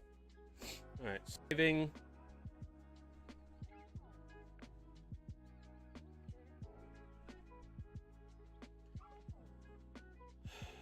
And then we can do the body. And then we're done, guys. And then we can, not like done, but like we can bring it all into Unreal and apply it to our metahuman. And then we can get into some animation, which I know is what you're all waiting for. But I thought it would be fun to show you guys how you can take a normal metahuman and add a little twist to it and make it a little more unique, you know? Also, these live streams help me not be lazy. All right, so let's create a new one. We're going to use the body now. Now, you'll notice when I bring the body in, it's only these sections, and it's because these are the only parts of the body that are visible outside of the clothing. And so, when in the new way that Unreal Engine works, when you apply the clothing to your metahuman before you assemble, at that point it's just using a mask to hide parts of the body. But once you assemble it, it basically looks at that mask and goes, oh, okay, only the arms, the top bit of the chest, and the ankles, only those bits are visible. So I'm going to just, for performance sake, I'm going to delete everything else. So make sure that the parts of the body that you want to be visible are visible on your metahuman before you assemble it. Because once you assemble it, the bits that are not visible disappear, and this is what you're left with. Okay, so first off, as per usual, guys, you should all know it by now, we're going to bake a pretty cake.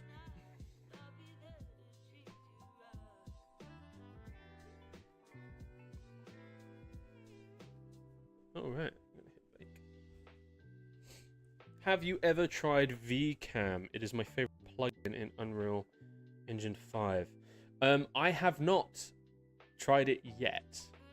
I have a idea for a video that's very similar to this one, which is going to be based in the world of a video game that we all know and love as well. And I want to try that out because I've seen people use it and it looks really cool. Very exciting. I just need to find the right project for me to start learning it, and I think I have one that is upcoming. So yeah, should be cool.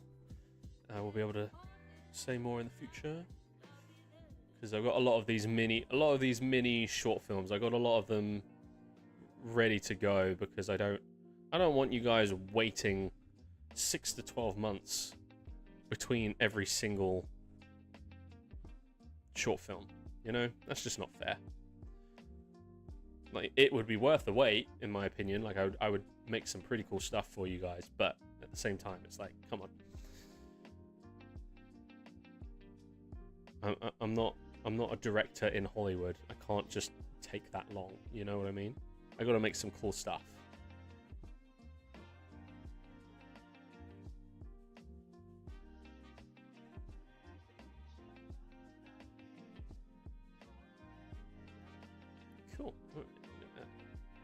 mask. Okay, with this one,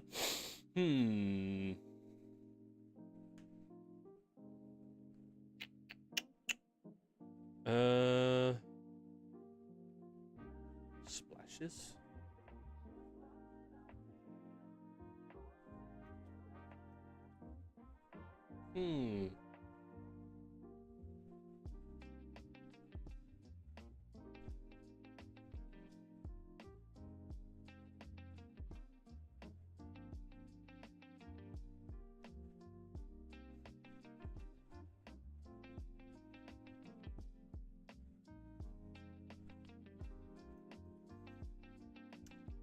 Let's get rid of...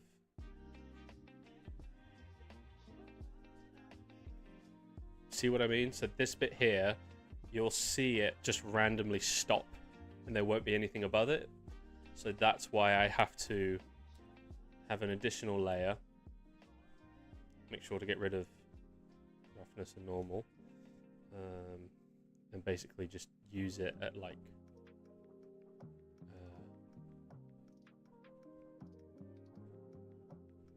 let's make it a little smaller.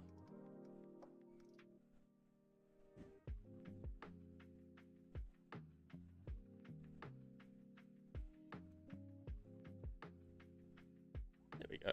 Nice. Looks pretty cool, I would say. Looks pretty much what I wanted, to be honest. I can't imagine it. Maybe, do you know, it could be cool maybe to have something specifically over his hands, like he's been bah, bah, punching someone. Yes, it does. It absolutely does. I've seen some people use it, and it, like, the level of realism just skyrockets because you use it. It's very cool. I just haven't used it ever before, so I was like, I've done live streams before where I've tried to learn something at the same time as streaming it for you guys, and it just doesn't feel great. You know, it's often quite boring for you guys, understandably, because I'm like really quiet because I'm just trying to figure out how this thing works, and you know, that's not fun for everyone. So I need to find the right project to use it, and I think I have one.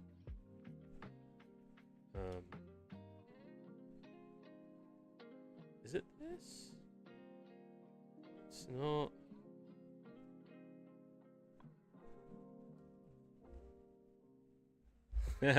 Lots of it, mate. Lots of it. Of course. Okay. I don't think this is the right smart mask to use.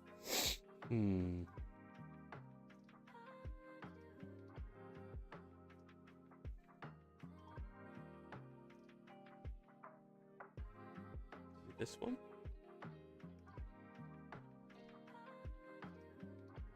No. It's like a bit of an experimentation that you just have to... The issue with this one is it doesn't reach high enough. It only gets there.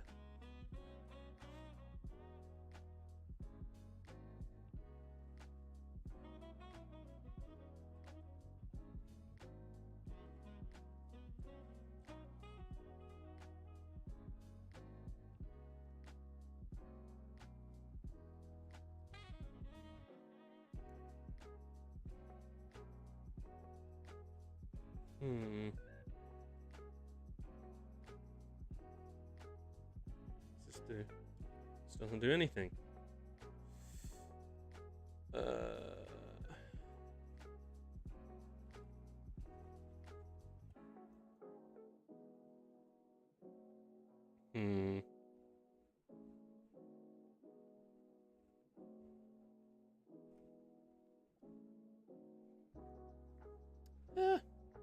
Let's try something.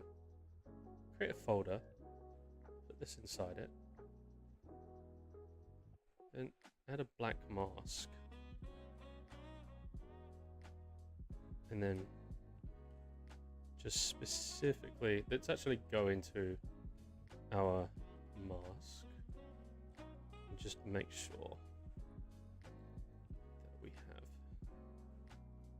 this whole area.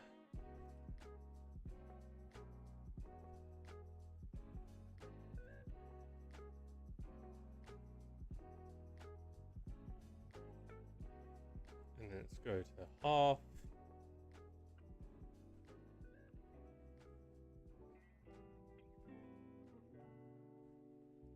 Nice. Okay. I probably should have turned on mirroring for that. Damn it.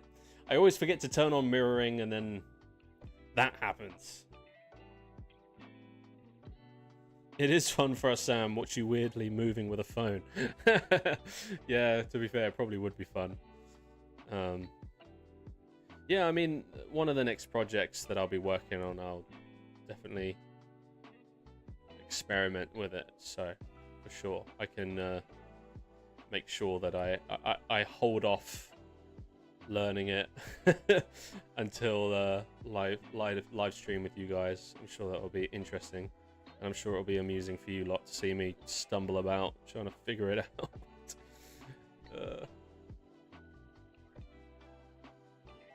Cool. Okay. Cool. Let's now. Oh no! Not what I meant to do. Let's add the black mask here, and now this. Aha! It worked. Sick.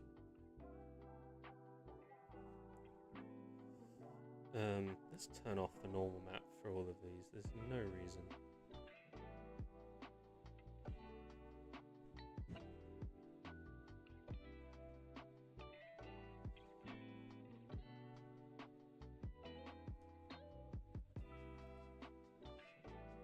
That looks pretty good, doesn't it? What do you guys think? I think it looks pretty cool, pretty scary.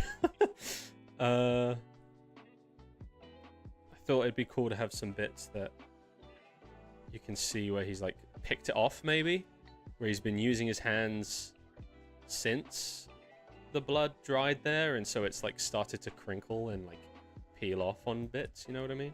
I don't know, just little details that, to be honest, probably don't actually matter all that much, and I'm overthinking. But hey, I'm a VFX artist, I'm a filmmaker, it's what I do, I overthink things.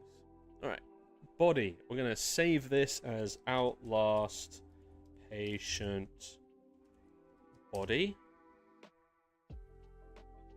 Save. Frame rate's gonna drop.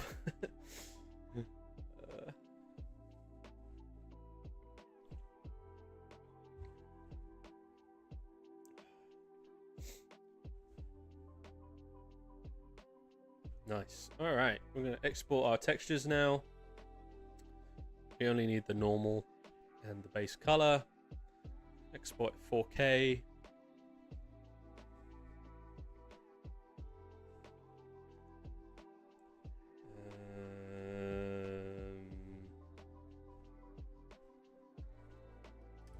Create a new folder. Just make sure I got this right. Cool. Sweet. Oh yeah. Everything's done. All right. Let's close and save. And now we can start importing stuff in here. We're finally done with Substance Painter. Took a while. But we can now start doing some cool stuff here. Okay. So let's go into our metahumans. We're going to go Asylum. And let's do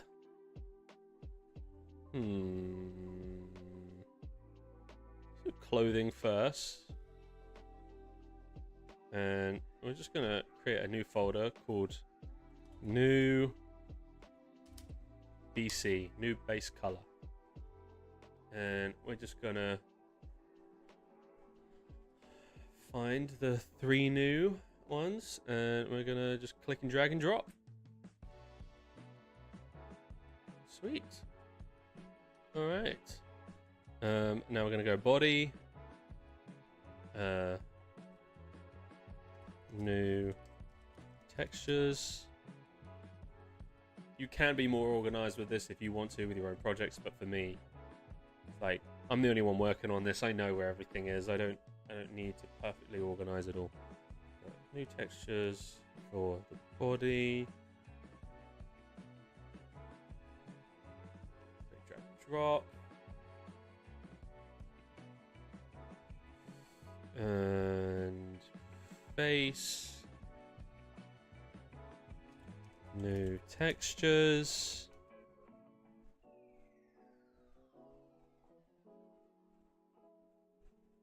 Head. New.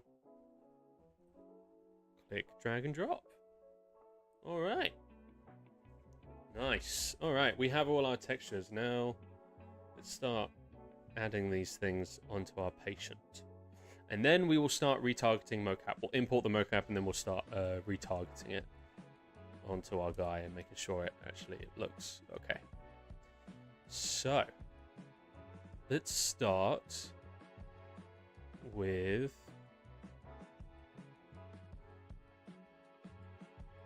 these.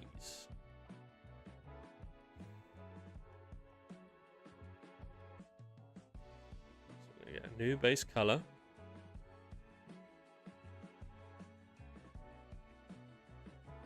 Actually, it probably won't apply initially. There's this shirt.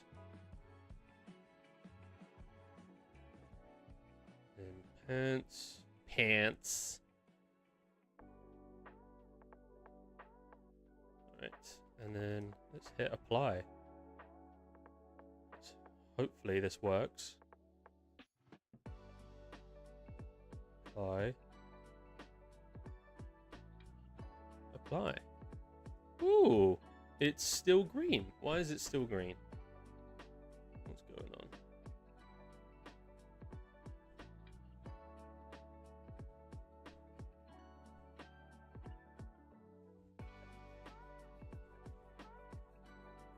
What if I just plug that right in?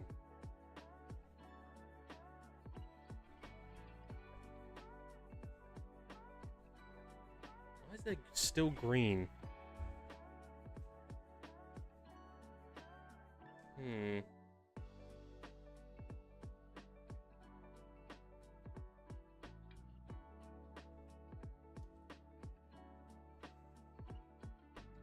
Okay, well, it looks cool. I'm just not sure why it's all still green. Because I've swapped it out. Roughness.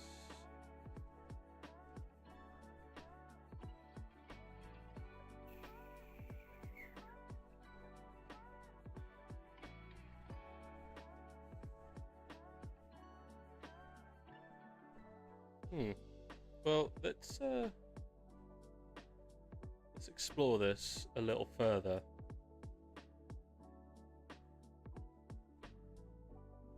Let's find our shirt, and let's hue shift.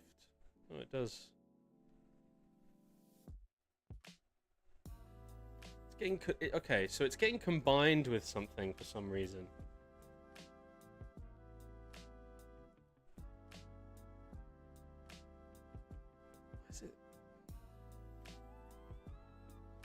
It's like being overlaid.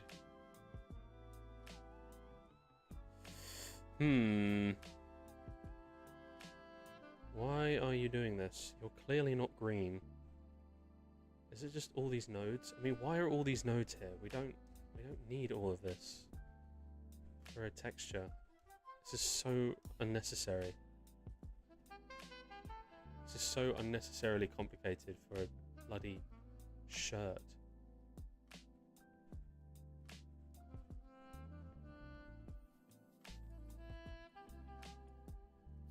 Eco-friendly.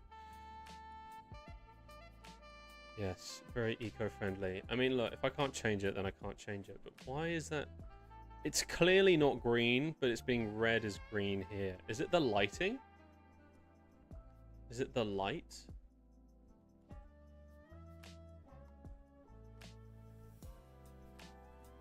Oh, maybe it's the light. Could be the lighting. I think it might be the lighting. Yeah. Wait. It's the post-process volume, isn't it? Ah. Yeah. Yeah, it's the post... Okay, so it's nothing to do with the material. The material is fine. I can just leave it as is. It's to do with the post-process.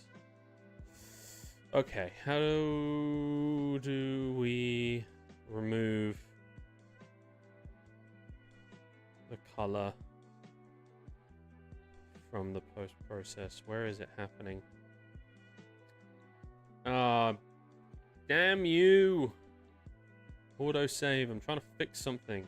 Leave me alone.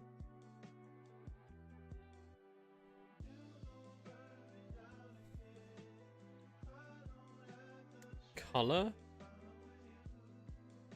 Gamma? Gain?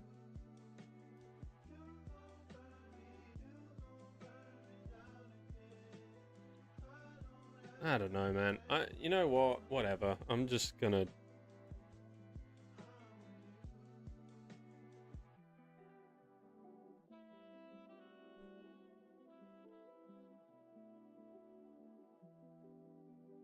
Go away, green. Why does everything want to be green, man?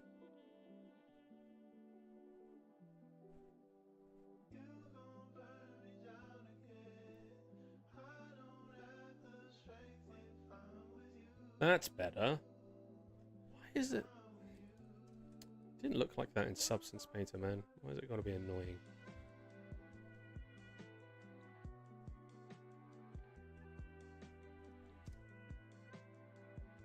Yeah, it's the hue.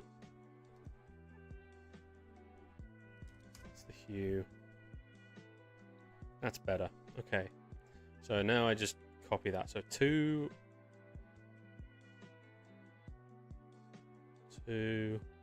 1.1, and the hue is 340.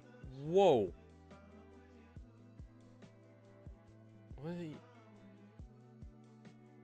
Why is the brightness curve doing that?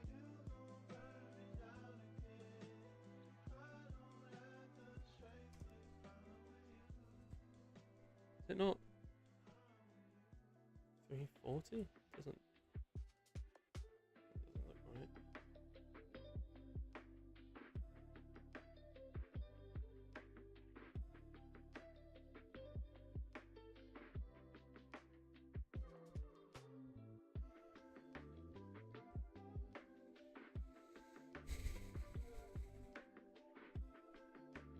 This is so annoying.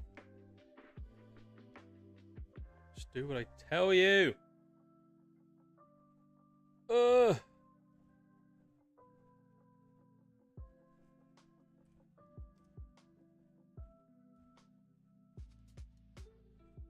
That looks better. Yeah, that looks better.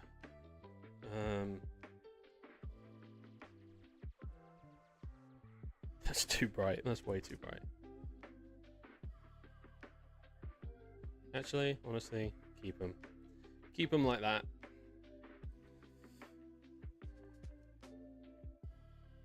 Nice. Okay. Yes, apply, please. All right, let's get onto the body. New textures.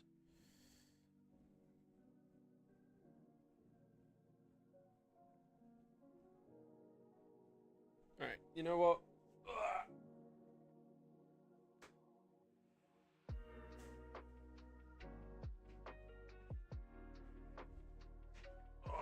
I've been standing for over 2 hours. It's time for me to sit down.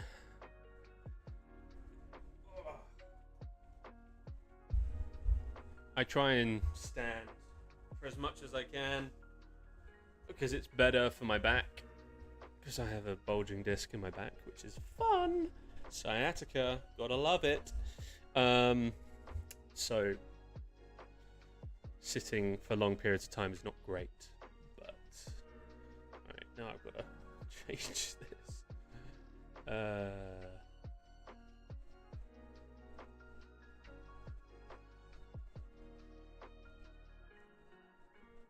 Nice. There we go. Cool. All right, let's continue.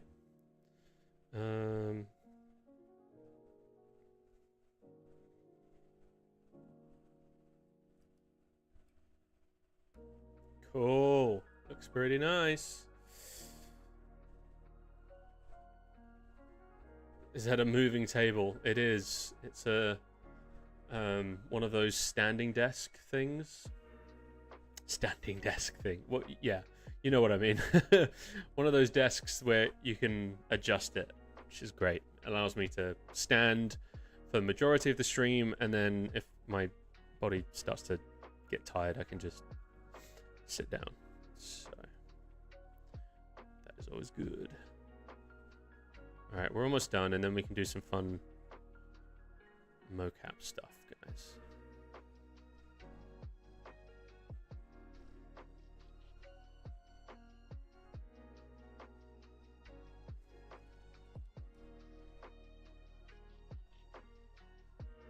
I'm gonna double the intensity of both the body and the face. If your metahuman looks a little low detail and like the skin's a little too smooth, try increasing the normal intensity. Don't increase it too much because it will break the look, but it can help make them look better. Oh, he looks terrifying. Hey, buddy. Woo! That's horrendous. Bro, imagine, right? You're here. You heard a noise, right? You heard a noise over here. That's what the initial animation was, right? Here's a noise over here. Is it this one? No. Let me... So it's this one here. Okay. So it comes in, right? Kind of looks around, sees that no one's here. He's like, the hell did everyone go? And then here's a noise. And then we'll have one where he kind of walks through here, kind of looks left, sees that there, and then walks this way, goes to leave, and then turns around and just sees that standing there. That's terrifying. Works really well though. I like it. Nice. Hell yeah. All right. Let's I guess let's start experimenting with some of the mocaps. So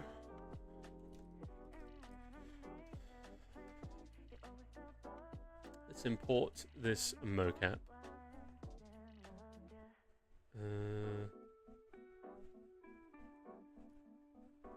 It's only 2.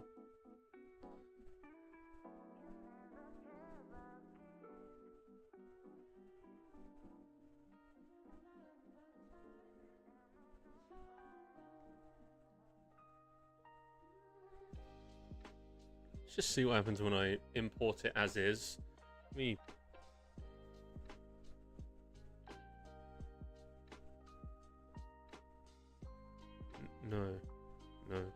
No, I don't want to override.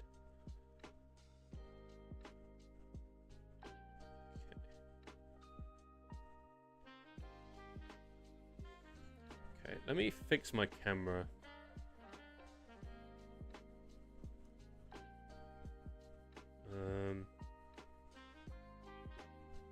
Right now,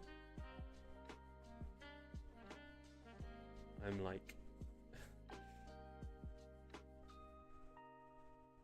super saturated, like orange. So let's there we go. And then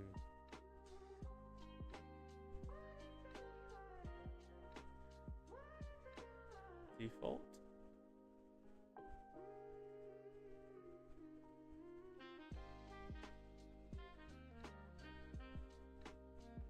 And white balance.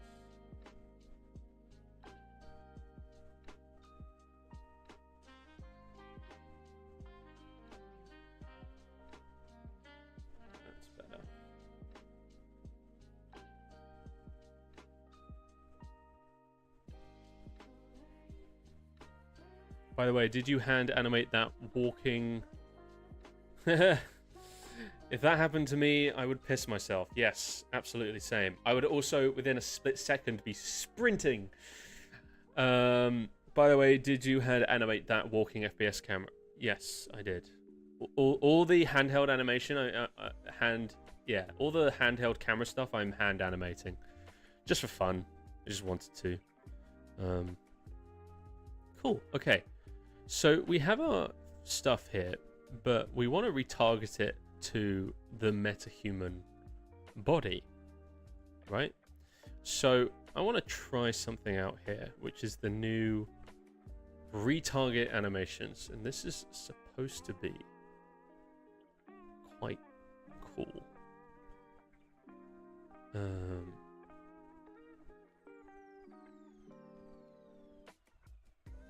I can oh, that's pretty cool. It's like, it's just perfectly,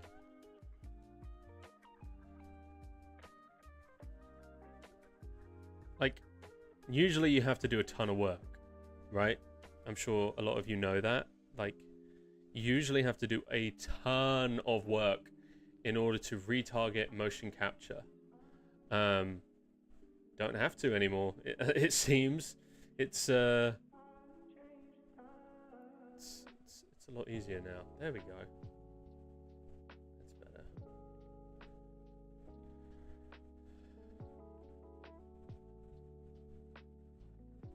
Oh, thank you. I appreciate it. I'm glad you think so. Glad you think so. So I think I'm supposed to retarget it onto this because it's the body of our guy. But I'm just gonna double check. Yeah, I think so.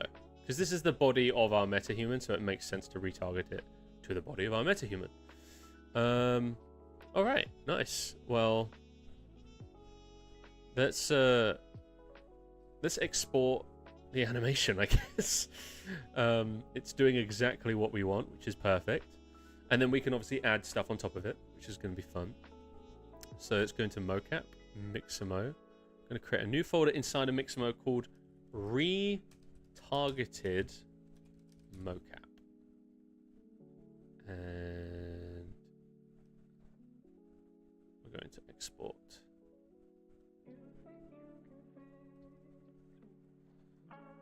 Look at that. It's pretty cool. Is there a way? There's probably a way for me to show the skeleton. There usually is. Bones. Bone names. All hierarchy. There we go. So this is the whole bone system. And it's just flawlessly retargeted it. It's so sick. Oh, I've used that before, but I get blown away. It's done that so well. How the hell is it retargeted so well? Because when I try to do it, it's become a... Maybe they've improved it. I know that, like, I'm using mocap from Mixamo, and Mixamo is pretty popular, so I'm sure a lot of the stuff from Mixamo can be retargeted, auto-retargeted quite easily. However, if you have stuff that's more specific, you might have to create one of those base retargeters, like, which is a bit more manual. So, for example, I've worked with Vicon motion capture, which does not retarget well onto metahuman. So what I had to do is I had to create my own custom retargeter to, like, map the different bones to the metahuman, and then the auto retargeter did the rest of the work, and I just had to do the minority of it. So it might be one of those situations. There's useful retargeting tutorials on YouTube that I'd recommend checking out that know it a lot more than me. Okay, let's retarget this one now.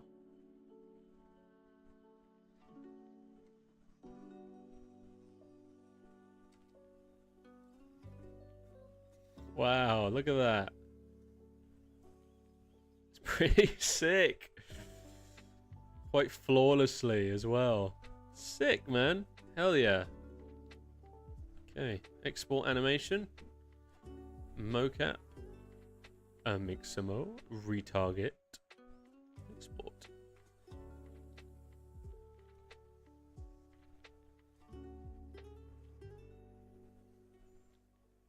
It's incredible. Now you'll notice the running animation is planted in like on the spot, and that's intentional so that I can control how far behind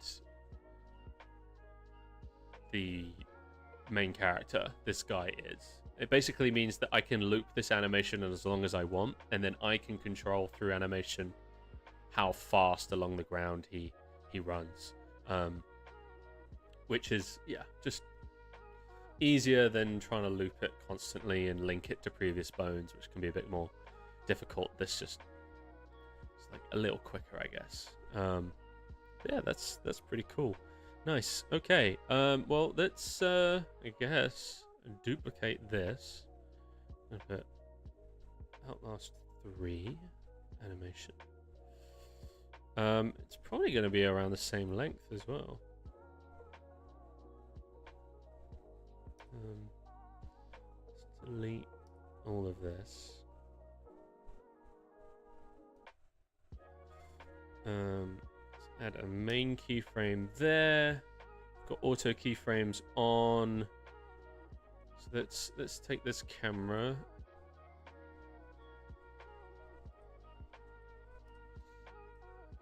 Put it there for now. Let's add this guy in, eh? Let's see if this works. It retargeted the animation quite well. So let's see if it can now do what we want it to do, right? So let's get rid of these. And then we're going to add animation. And I mean, it's detecting them. Idle. Oh, look at that. Wow. That's incredible. Look at that. That is so cool, man. That's sick. That is sick. That is very, very cool. Oh, wait, hang on. Let me angle this down a bit more, because I'm like doing this. So yeah, that's pretty sick. Hell yeah. All right. I mean, we're gonna do some stuff to this because right now it isn't exactly what I want. So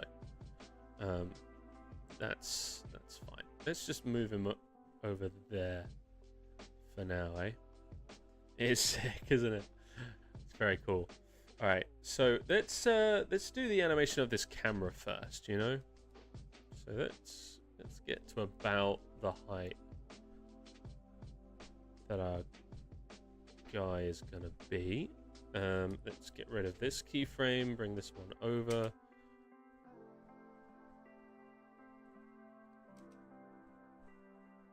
So at this point,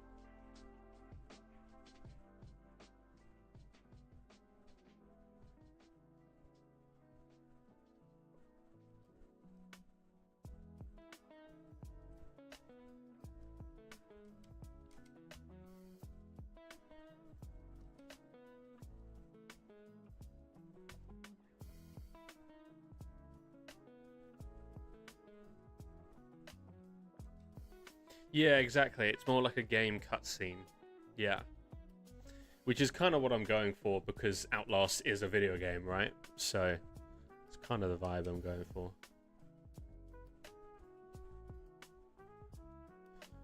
But I'm just getting the basic block out here. We're going to smooth this out a lot more in a second.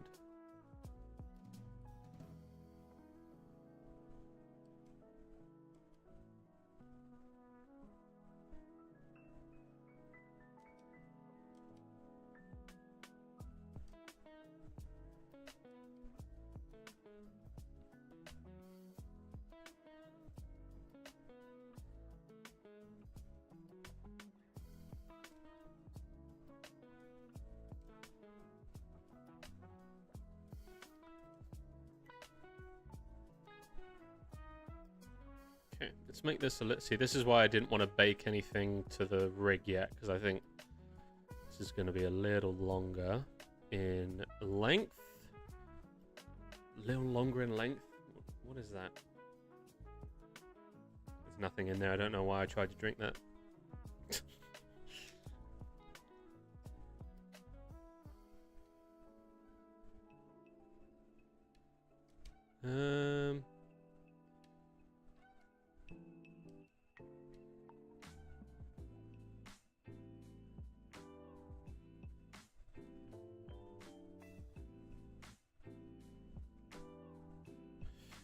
That's not the right one.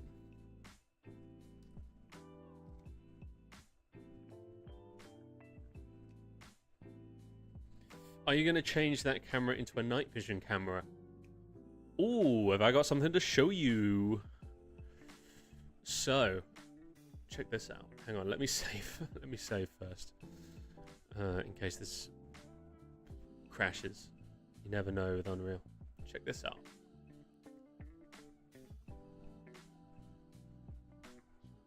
Give it a second. Booyah. We got a night vision effect, baby. It's only visible when I render, which is kind of annoying. But, yep, we got a night vision effect. So the way I'm going to do it is I'm going to... like, there'll be moments where the character changes into... night vision, and then there'll be bits where they're not in night vision, if that makes sense. So there'll be specific context in the environment where they'll have to go into night vision in order to see more. So yeah, it's gonna be sick. Yeah, it looks cool, doesn't it? And I love like how the light on the monitor, it like highlights like the dirt and specular dirt and stuff on the lens of the camera. And once I add all my post effects on top of this, you know, like, you know, yeah, exactly, it's the same as the game. And so it like heavy film grain, lots of chromatic aberration, and like the little like battery overlay like here and stuff like that.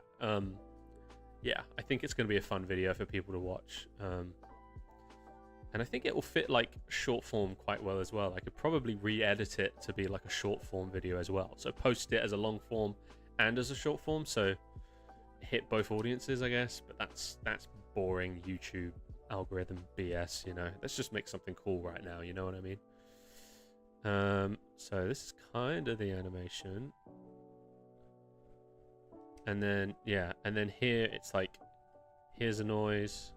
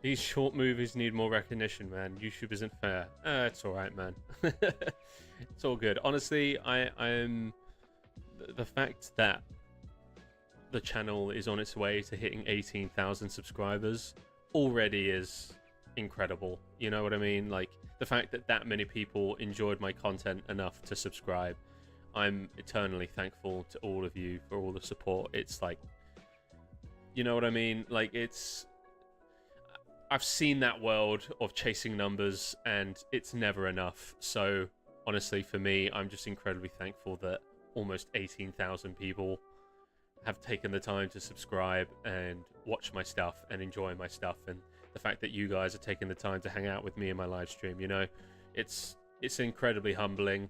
So yeah, you know what I mean? Like, I'm thankful for what I have. If more is awaiting me down the line, then awesome. I will, you know, happily have it. But at the same time, I'm just incredibly thankful for what I already have. So, you know, I'm just doing what I love, and the fact that you guys all are also enjoying watching me do what I love is awesome. You know what I mean? So I'm just thankful.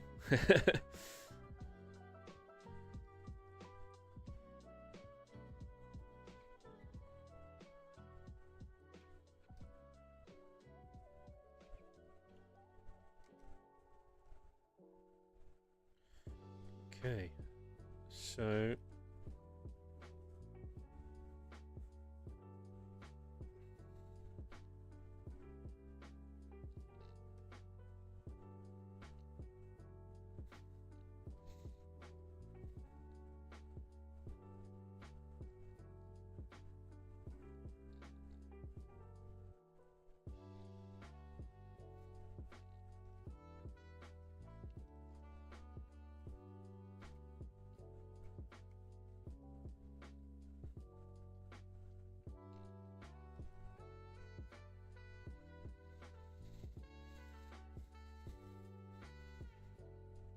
let's make some new camera shakes. Let's fix this. And in.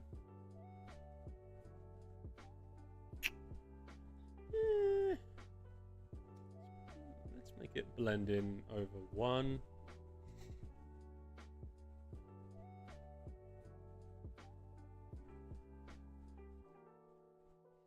Yeah, exactly, man.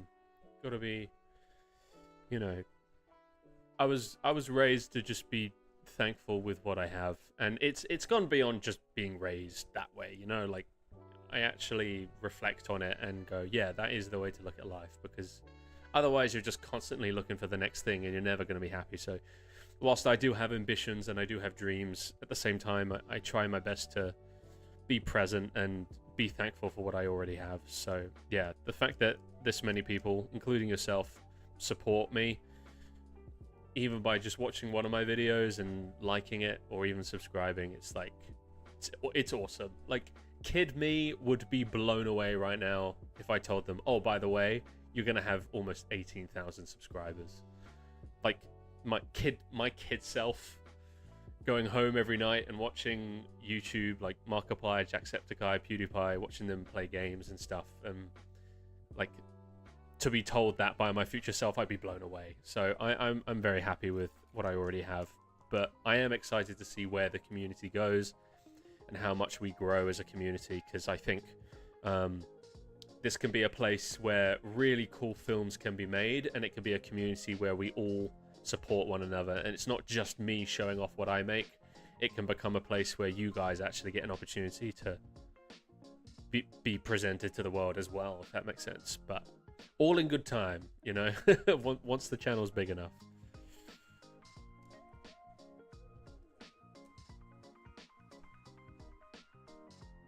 So we're going to call this one Panic.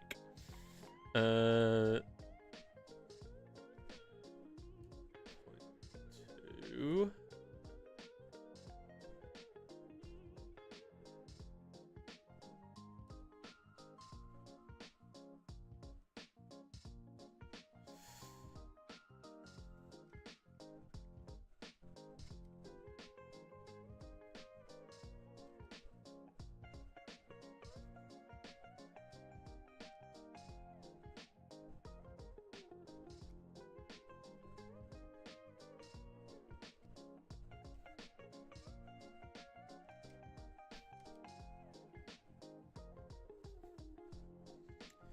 Okay, let's add an additive layer.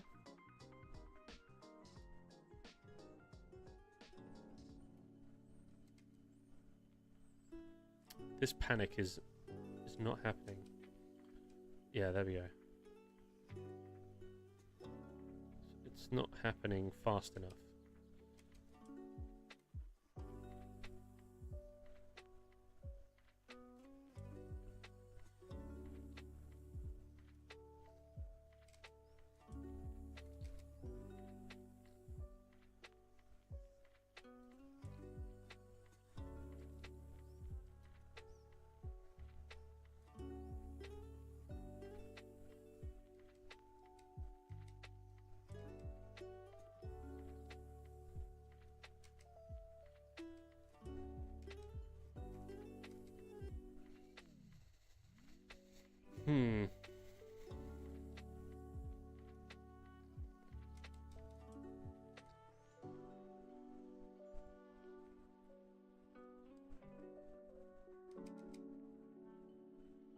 So at this point, this is where the camera is being dropped and kind of turned down and like that.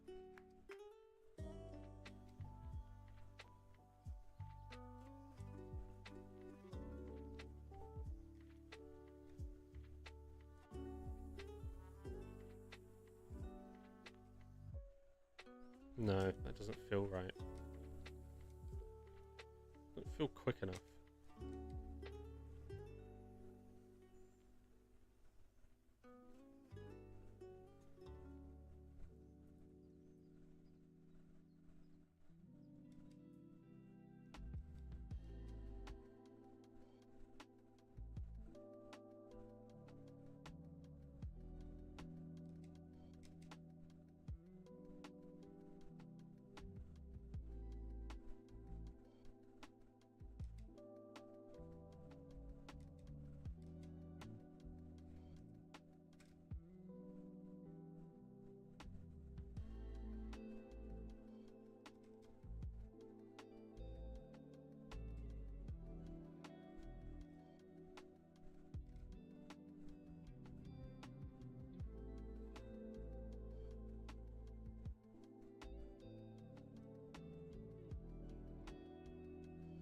So I'm trying to get that nice animation. Like, we want a beat where you see them, you know? I don't...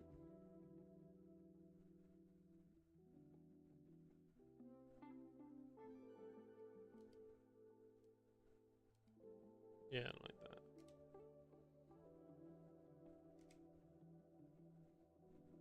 There we go, nice. The thing is, people who are interested in this stuff need to get recommended you, because I randomly found you and I got more knowledge from you than other tutorials, to be honest. Well, thank you, mate. I appreciate it, and I'm glad to hear that I was able to help you. Yeah, I mean, it's to be honest, the whole thing, like, with YouTube is, like, it's gambling, basically. Like, there's no guarantee that your video is going to do well. Like, you just don't know, especially when your channel is smaller. You just don't know. You don't know. Like, there is a chance that the video just doesn't do well, despite it being an incredible video. But it's because, I don't know, maybe the title's... one word in the title is wrong, or maybe your thumbnail isn't bright enough, you know what I mean? So there's crazy things out there that can affect the success of a video, and it's just kind of like, you just kind of have to accept that it's not guaranteed. Success is not guaranteed on this on this page on YouTube. It's not guaranteed.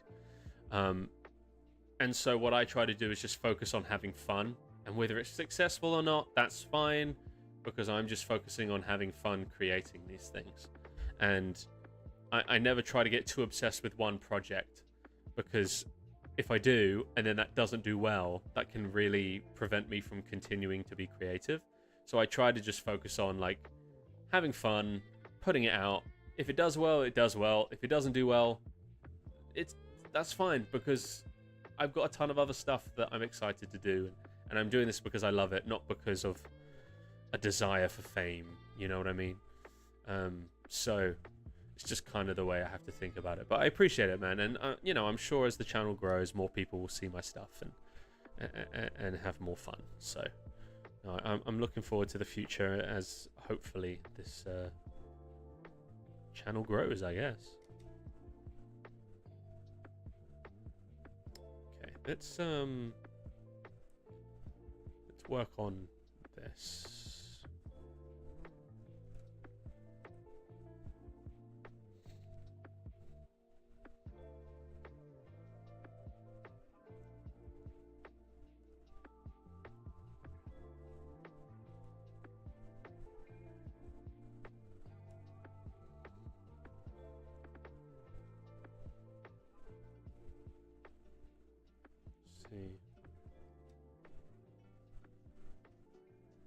It's not really doing anything, is it? Oh, it is. Oh, it's just not intense enough because our camera movement's so dynamic that it's too subtle. Okay, that makes sense. We can fix that. Let's just bump that up to 1. See what that does.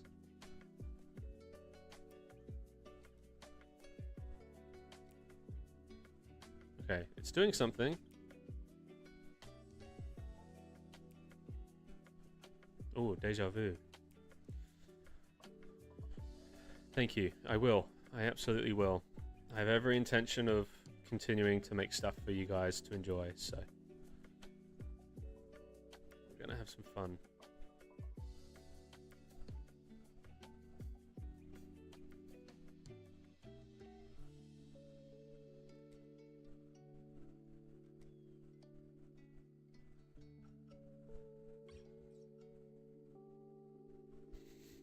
Cool. Let's see. Because there's going to be things.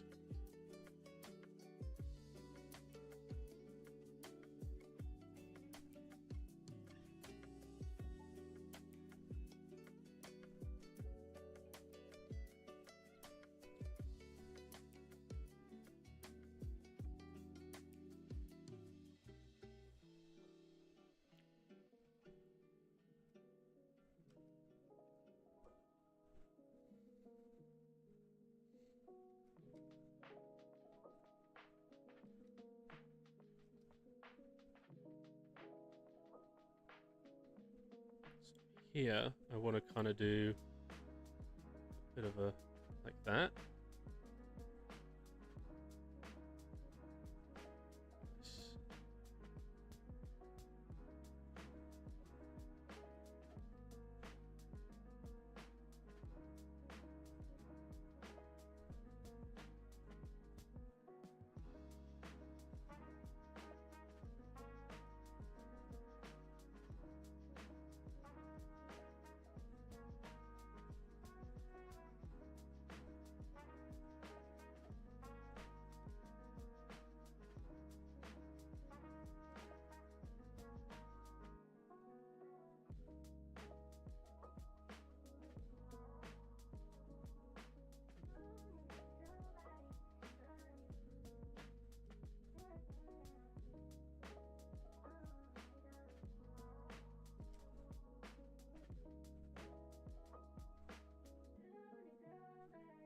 Thank you. Yeah, I think it kind of adds like a bit of you know, implies more of a sneaking kind of thing. He's like, whoa, nice. Say hello. Doesn't see anything.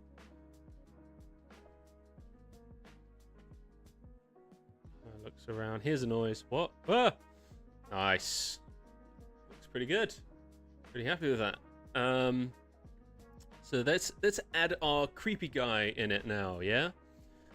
Let's add Creepy McCreepy. What do we? I need to come up with it. We need to come up with a name for this guy. We need to come up with a name for this guy. He's just in the. It's hilarious because like the way we're doing this, like if the guy with the camera just looked to his right instead of his left, he would have literally just seen him standing right there. It's quite funny. Maybe not that funny, but hey. All right. So what we're gonna do is let's bring this guy over here. Let's position him kind of where we want him. We don't have to worry about perfecting where his feet are because we're gonna fix this. But that looks all right to me.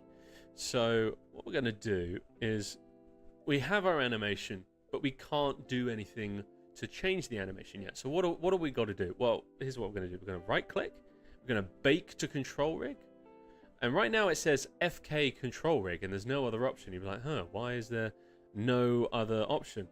Well, it's because for some reason there's like a filter here. And it's like, it like filters out the metahuman control rig for some reason. Don't know why. Bit of a glitch, bit of a weird one, but we're just going to do this. Hopefully it works. Please work. Yay, it worked.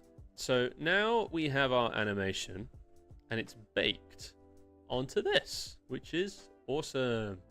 So what that means now is that we can add an additive layer, which allows us to come in here. I might go into unlit mode just so it's easier. If you're struggling to see where exactly your character is interacting with things, you can always just do this, which is great. So for this guy, we're just gonna basically go to the end about here. We're gonna figure out how we want this character to be positioned so that this bit's scary. Because right now it's not. He's a little too far away for it to be scary, right? We need to basically, he needs to cross that barrier from in the distance to in my personal space, right? Crossing that line. And actually in school I studied psychology. That sounds fancy. I studied it for GCSE and nothing further, so I'm not actually a genius. But one of the things we got taught is basically that there's like 3 stages of personal space. So you have the outer area, which is where like this, like, okay, who is this guy? This is weird. And then probably from about here on, that's threatening. And then any closer and it's like extremely uncomfortable, right? And that's if it's just a normal person. I like your idea of adding a knife in his hand. That could be, yeah, I think that could be useful. I think, yeah, add a bit more of a threat, because right now it's just a dude. So, and because the camera's whipping, you don't read him as quickly. So I think that's a good idea.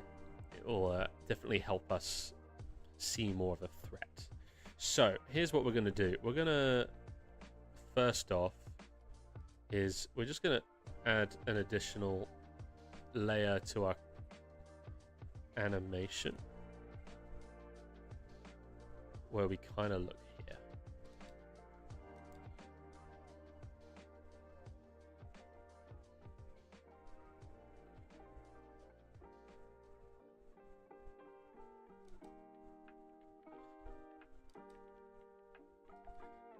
Okay, cool. And so he's a little too far away, in my opinion. I think he needs to be much closer in order for us to feel any kind of fear. So here's what we're going to do. We're going to select this and we're going to just bring him closer. Somewhere like that. And then we're going to...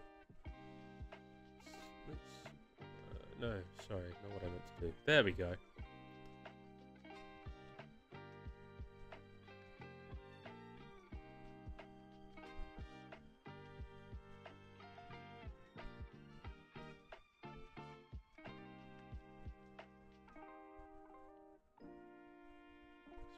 Turn.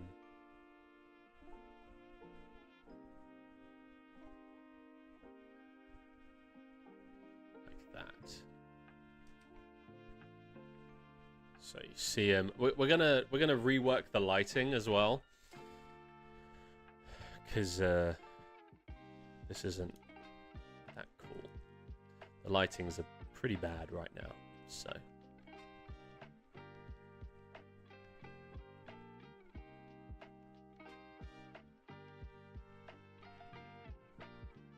This could be the hand that has the knife.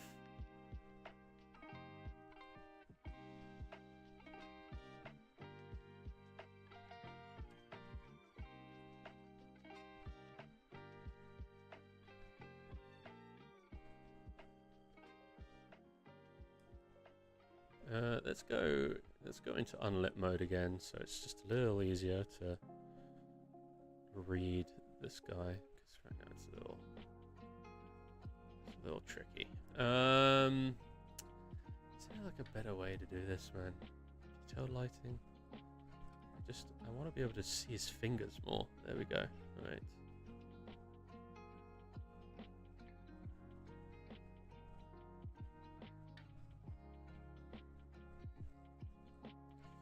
Yeah, I agree. I just want to make it really clear that this is someone standing here, because right now it's not super clear. Right?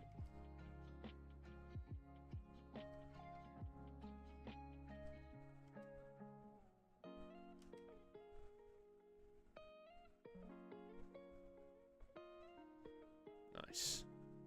So he's looking right at him. So what we're going to do is we're going to do something called a rim light. I think it's called a rim light. I'm not great at terminology, I'm going to be honest. I just know what works. I'm not great at the terminology. So what we're going to do is we're going to take a point light. Wow, that is bright.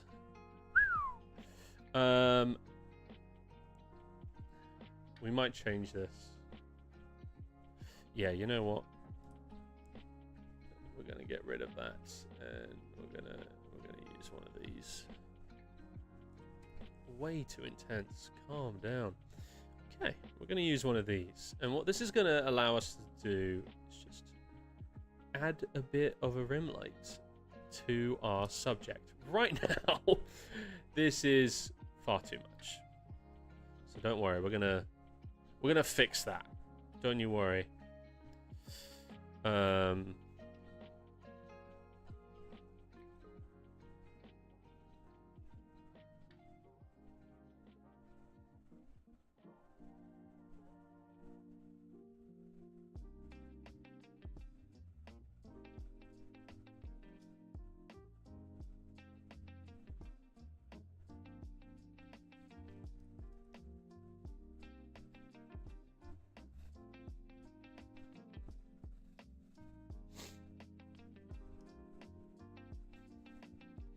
Yeah, so as you can see, it's far too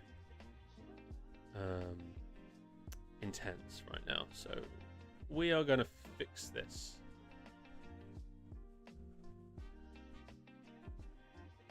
So we're going to keep hitting the wrong thing, man.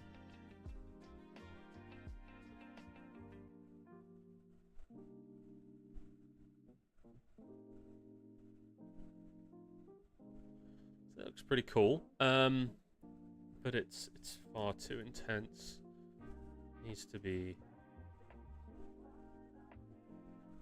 something like that.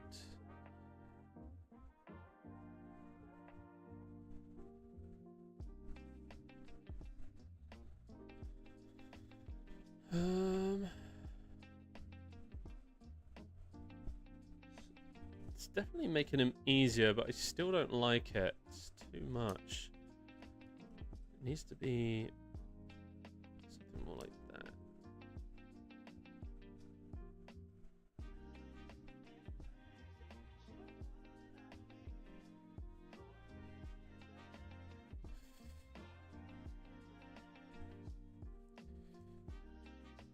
How did you turn off it blending with the fog? So the way I did that is, you see this volumetric scattering intensity?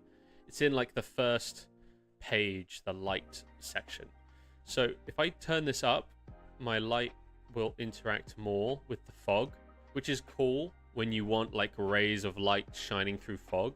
But when I want a light that is invisible and is purely just for doing highlights, you want to set that to 0. And now this light is highlighting him, making it easier to read his form without ruining everything else. So I think the issue isn't, I think this is fine. What I need is another light, and I need it coming from over here. I think that's my issue. Ah, yes. That's quite nice, actually. And then we just make this even more subtle, something like that. Right? Still some, okay, we're gonna fix that.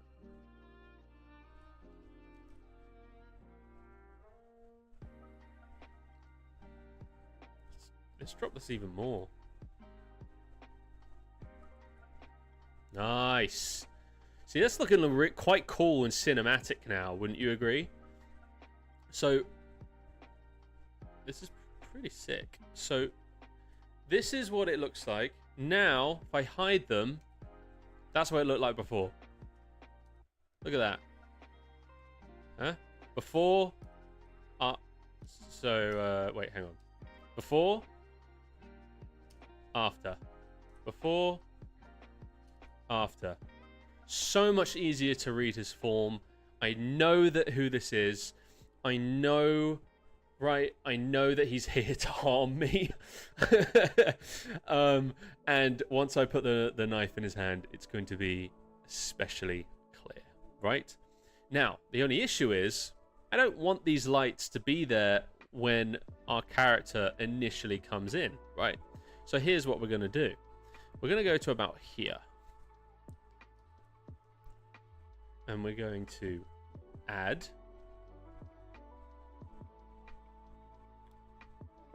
our lights. We can add both lights. Right? And we are going to set a keyframe for the intensity of both of our lights. Okay? Then we're going to go back 1 frame and we are going to set a keyframe of 0. Why isn't this? There we go. 0, and because I have this on auto keyframe, it sets an auto keyframe. So now they only turn on there, which is great because then it means that for this whole section, before they're not there, and I can keep the creepiness, right? Don't worry, we're gonna make him disappear soon because right now we're just gonna clip through him. All right, we look around the corner. Oh, what's over there? I don't see anything. Whoa. And then you see him, right? Which is great. So now what we need to do is we need to do the same to our friend here that I still haven't figured out what to name him.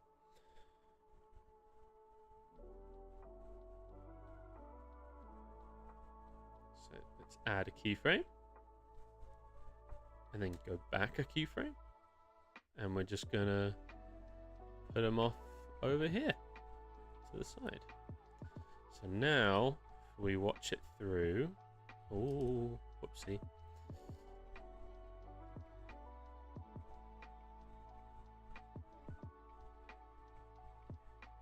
He's not there.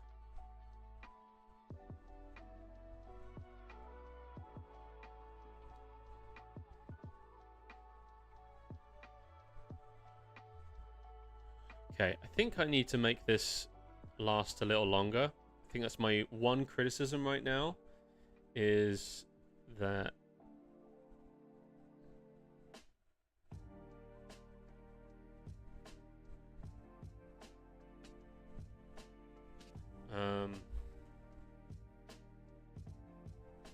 Ooh, that doesn't work. Yeah, my one criticism is the camera drops down too quickly. You can't read what's going on, and then all of a sudden this starts happening. So I think I'm gonna shift this all over.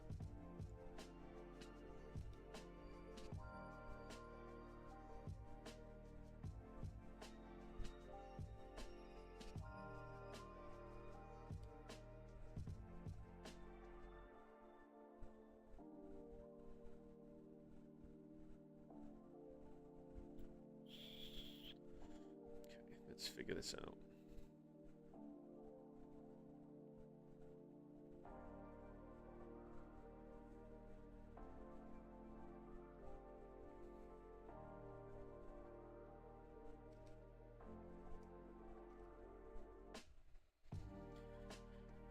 Juan?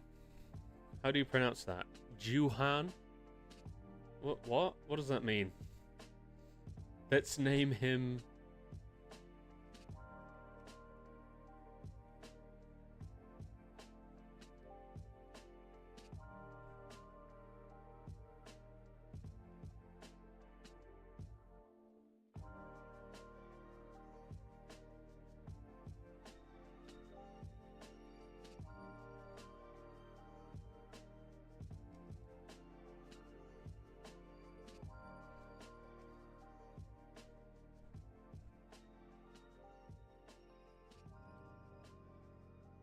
Okay, this is still happening way too quickly.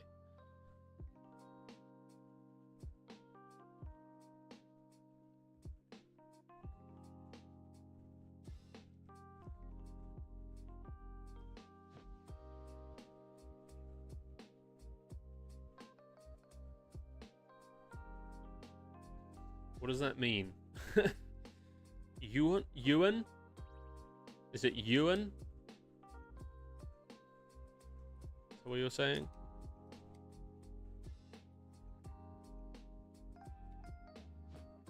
Jawan? How do you pronounce it?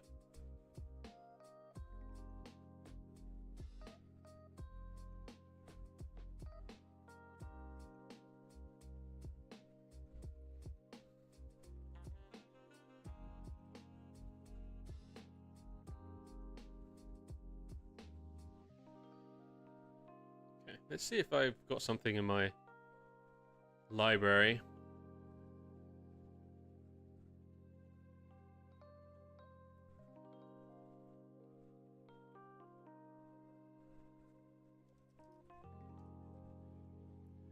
Knife.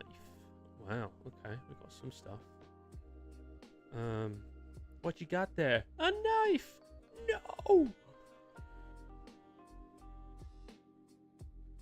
Add to project. I think... Which, that feels like a bit much. That's like a tactical military one. I feel like this makes more sense.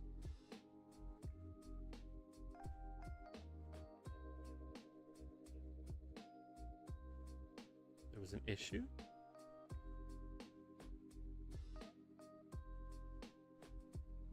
Oh.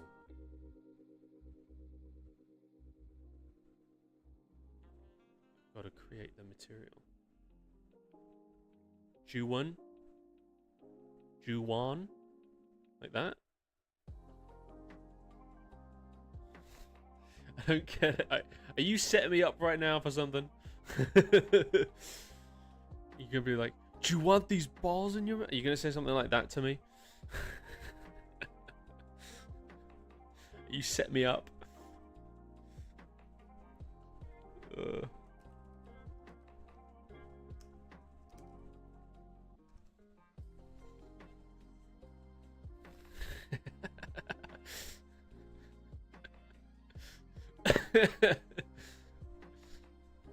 I was like, not sure about that. That's funny.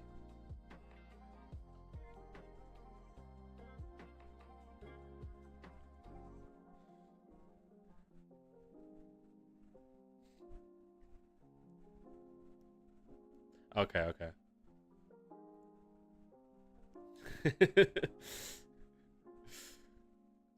Hey, I wouldn't hate on it if you did, you know? Like, I would respect it, if anything.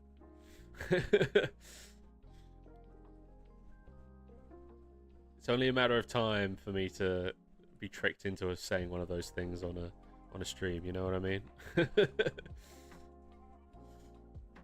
Only a matter of time. What's going on?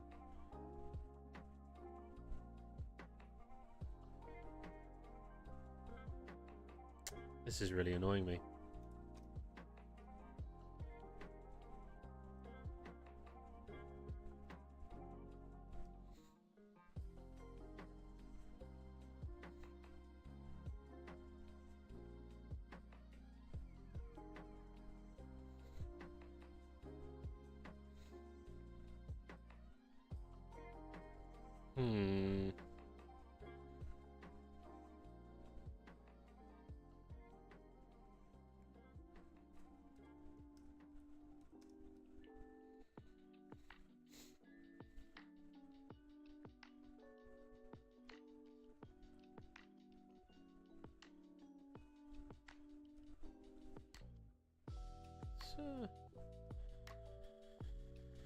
Let's make it a little less bright.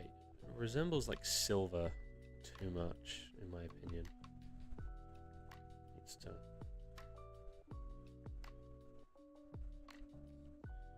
Yeah, it's pretty small. I want to see what happens like if I scale it up. You know? Does it work?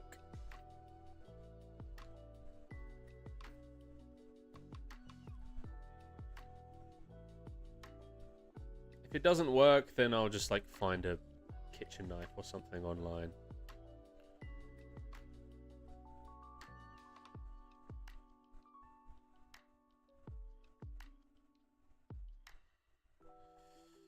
Okay. Whoa, it's massive. Why is it so huge? Scale is completely off, whoever made this. Scale is completely off. It's like a giant machete. Why is it so massive?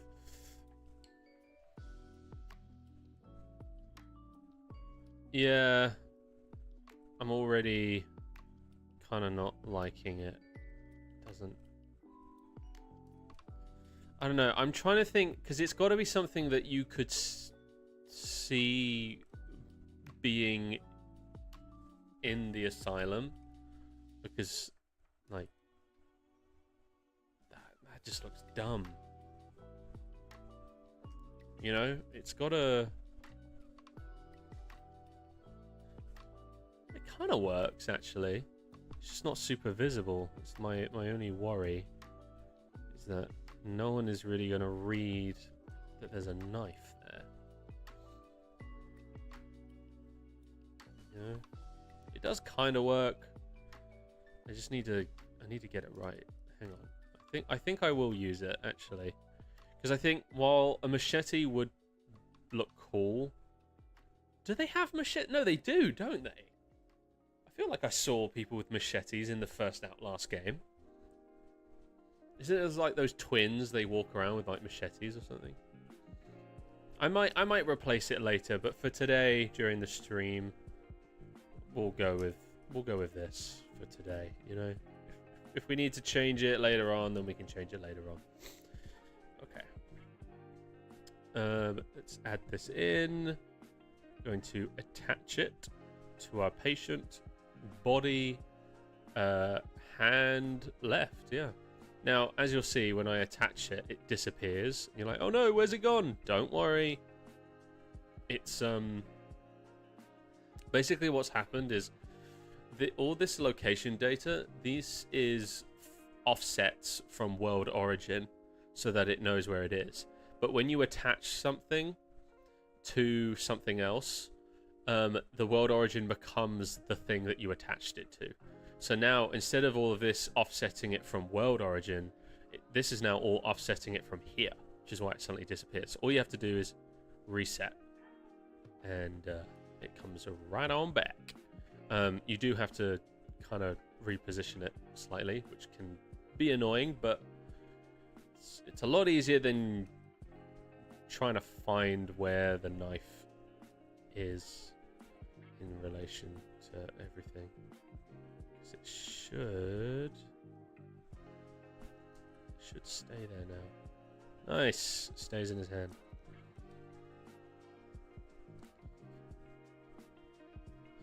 I am gonna add some additional animation to his body because right now he's just kind of standing there and it doesn't feel threatening. So I think what I'm gonna do is add another layer. We're gonna add a keyframe to everything. Always takes a second.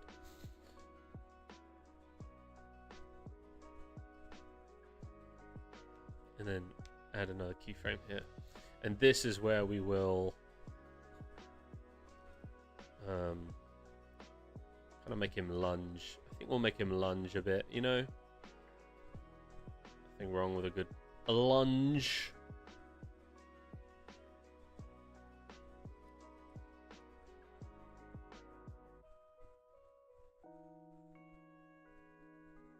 They do have the bone saw. That is true.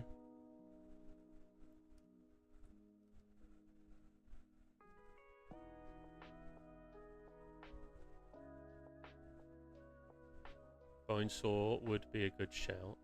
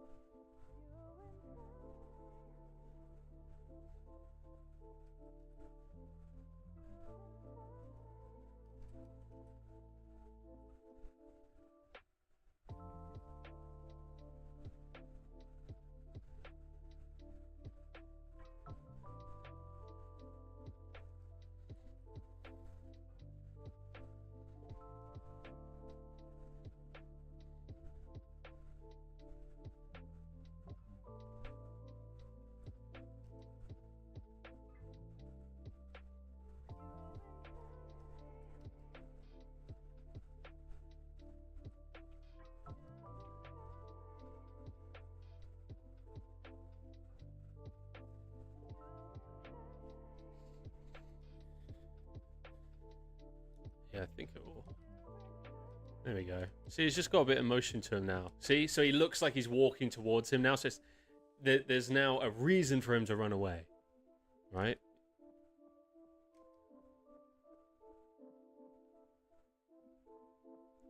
Still think it needs to be a bit more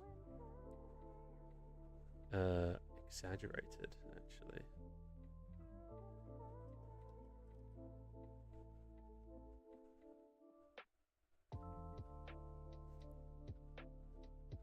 Heh. Gotcha. Sorry, bad joke.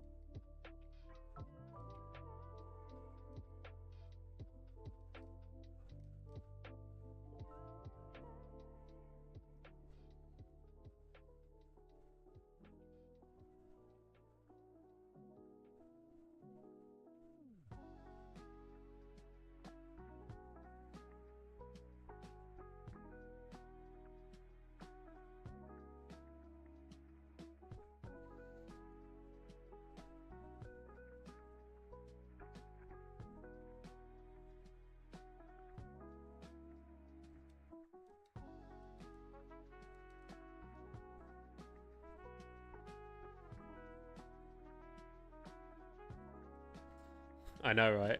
That's what I was going for. That's what I was going for.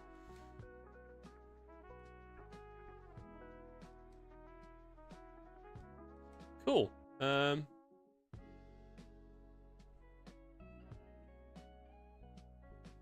Nice. Oh, what time is it? Bloody hell, we've been doing this for over 3 hours now. It's pretty crazy. It's a pretty long live stream, but we're getting a lot done, so I feel like, you know, it's a fun one. So he looks, sees that.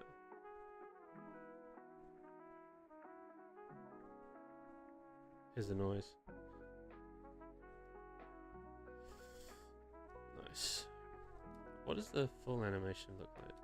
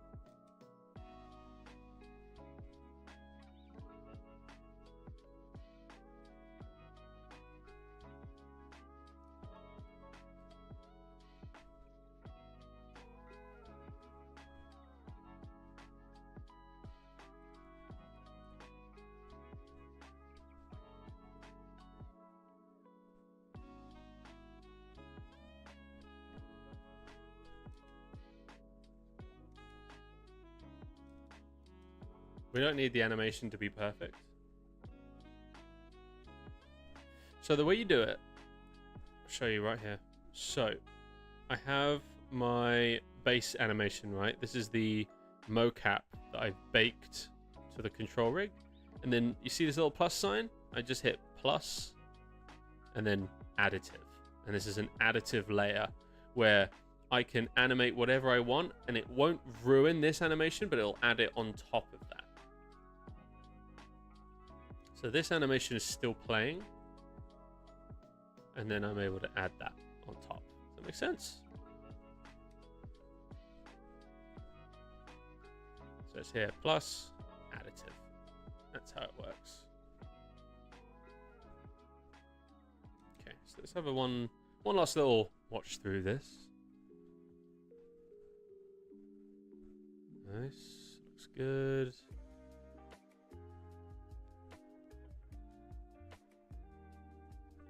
Cool.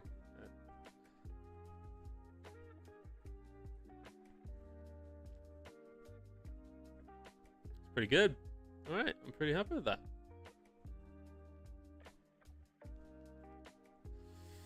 Whew, how long have we been going for? 3 hours and 20 minutes. All right, guys. I think I might call it there for today. But I think we got a lot done, you know? We've got some pretty sick camera hand animation going on here. We've got some pretty awesome textures going on here.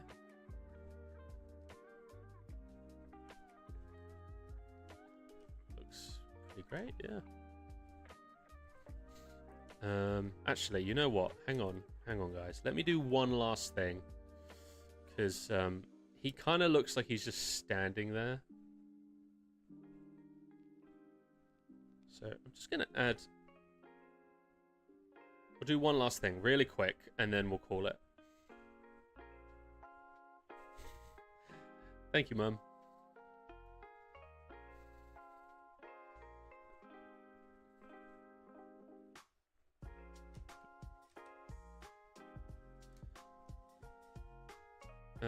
Let's go into unlit mode.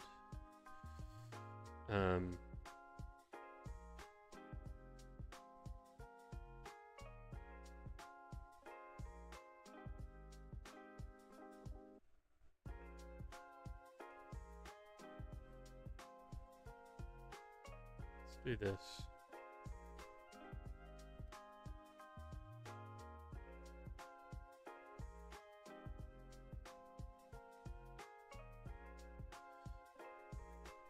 This is just so that there's a bit of, yeah, so now there's like a bit more movement.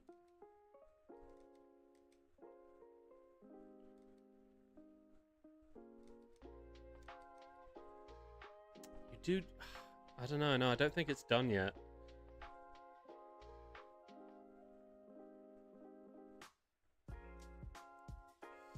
This,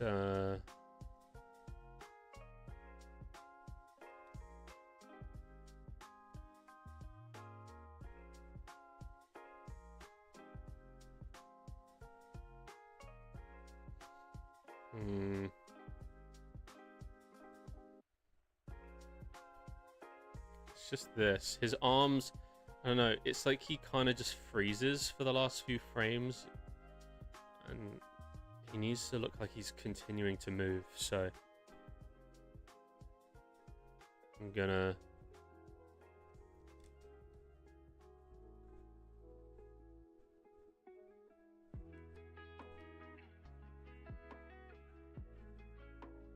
Night vision effect, yeah. Sure.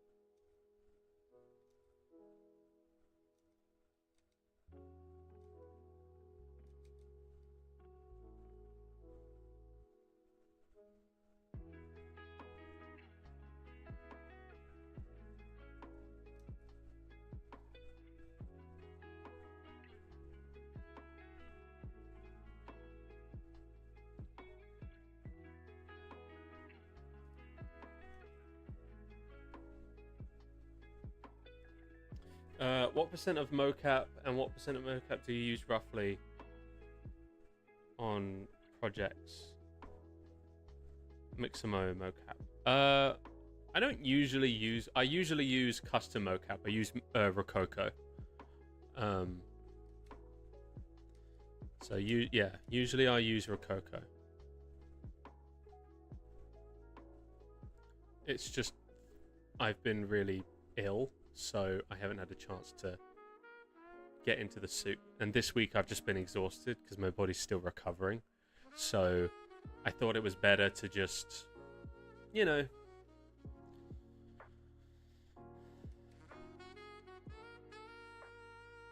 use some Mixamo. That's cool. And at that point it will be glitching.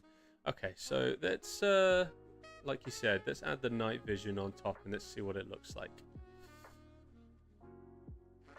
And then we'll call it a day. So how much is Rococo? Yeah, it's I was able to get suits because of an investor, a friend of a friend who heard about the channel and what I was trying to do, and invested money so that we could afford some suits for a project. So yeah, it depends what your budget is. I do have a this sounds so planned and fake, but I promise you it's not. I am sponsored by Rococo, so I do have a discount code that if you end up buying anything Rococo wise, whether it's the gloves or the head rig or the body suit, or if it's you use their video AI stuff, you can use my discount code that's in the link, that's in the description. You can use my discount code to get a discount when you check out, but it does depend what your budget is, because for some people the suits are pretty expensive, and then for others they're more affordable. Well, thank you, mate. I appreciate it. It supports the channel, but like no pressure at all. You know what I mean? It's more what fits your budget. So you can check them out. There is also a link to their website in the description. If you click on that, you can have a look at their stuff. I use their stuff all the time. It's been great. It's helped me build the channel to what it is. So I think their stuff is awesome, but ultimately it's like, does it fit for your budget and your projects? And if it doesn't, don't worry about it. If it does, you know, think about it. But anyway, let's see what this looks like with the night vision on. Looks pretty good.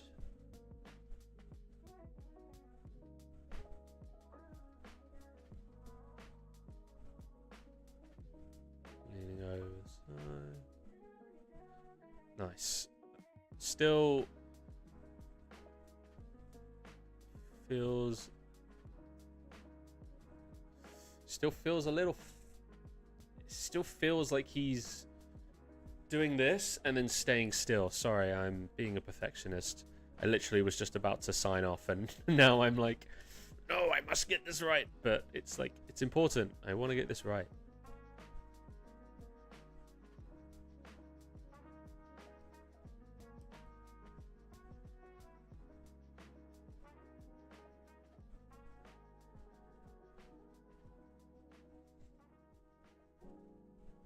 Yeah, exactly. Their stuff is way cheaper than, and like, I would say for the price, it's totally worth it.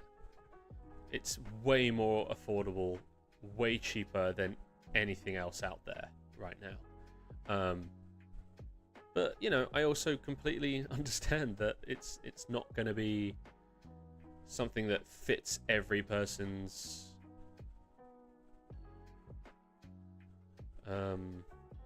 budget, you know. It didn't fit my budget until I got the investment, where my friend of a friend reached out and was like, oh, I'd love to help you guys. So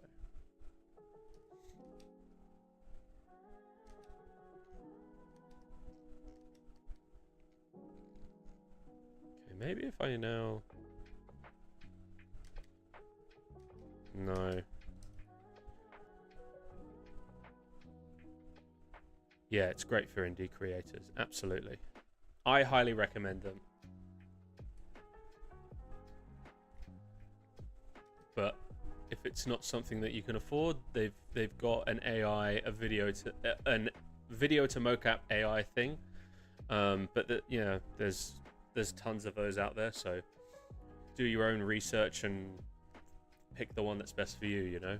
I don't want to be the one that forces you to buy something.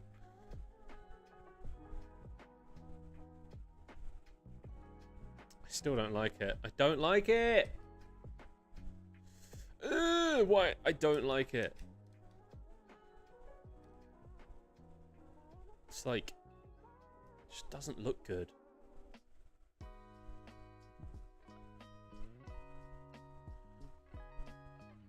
It just feels fake.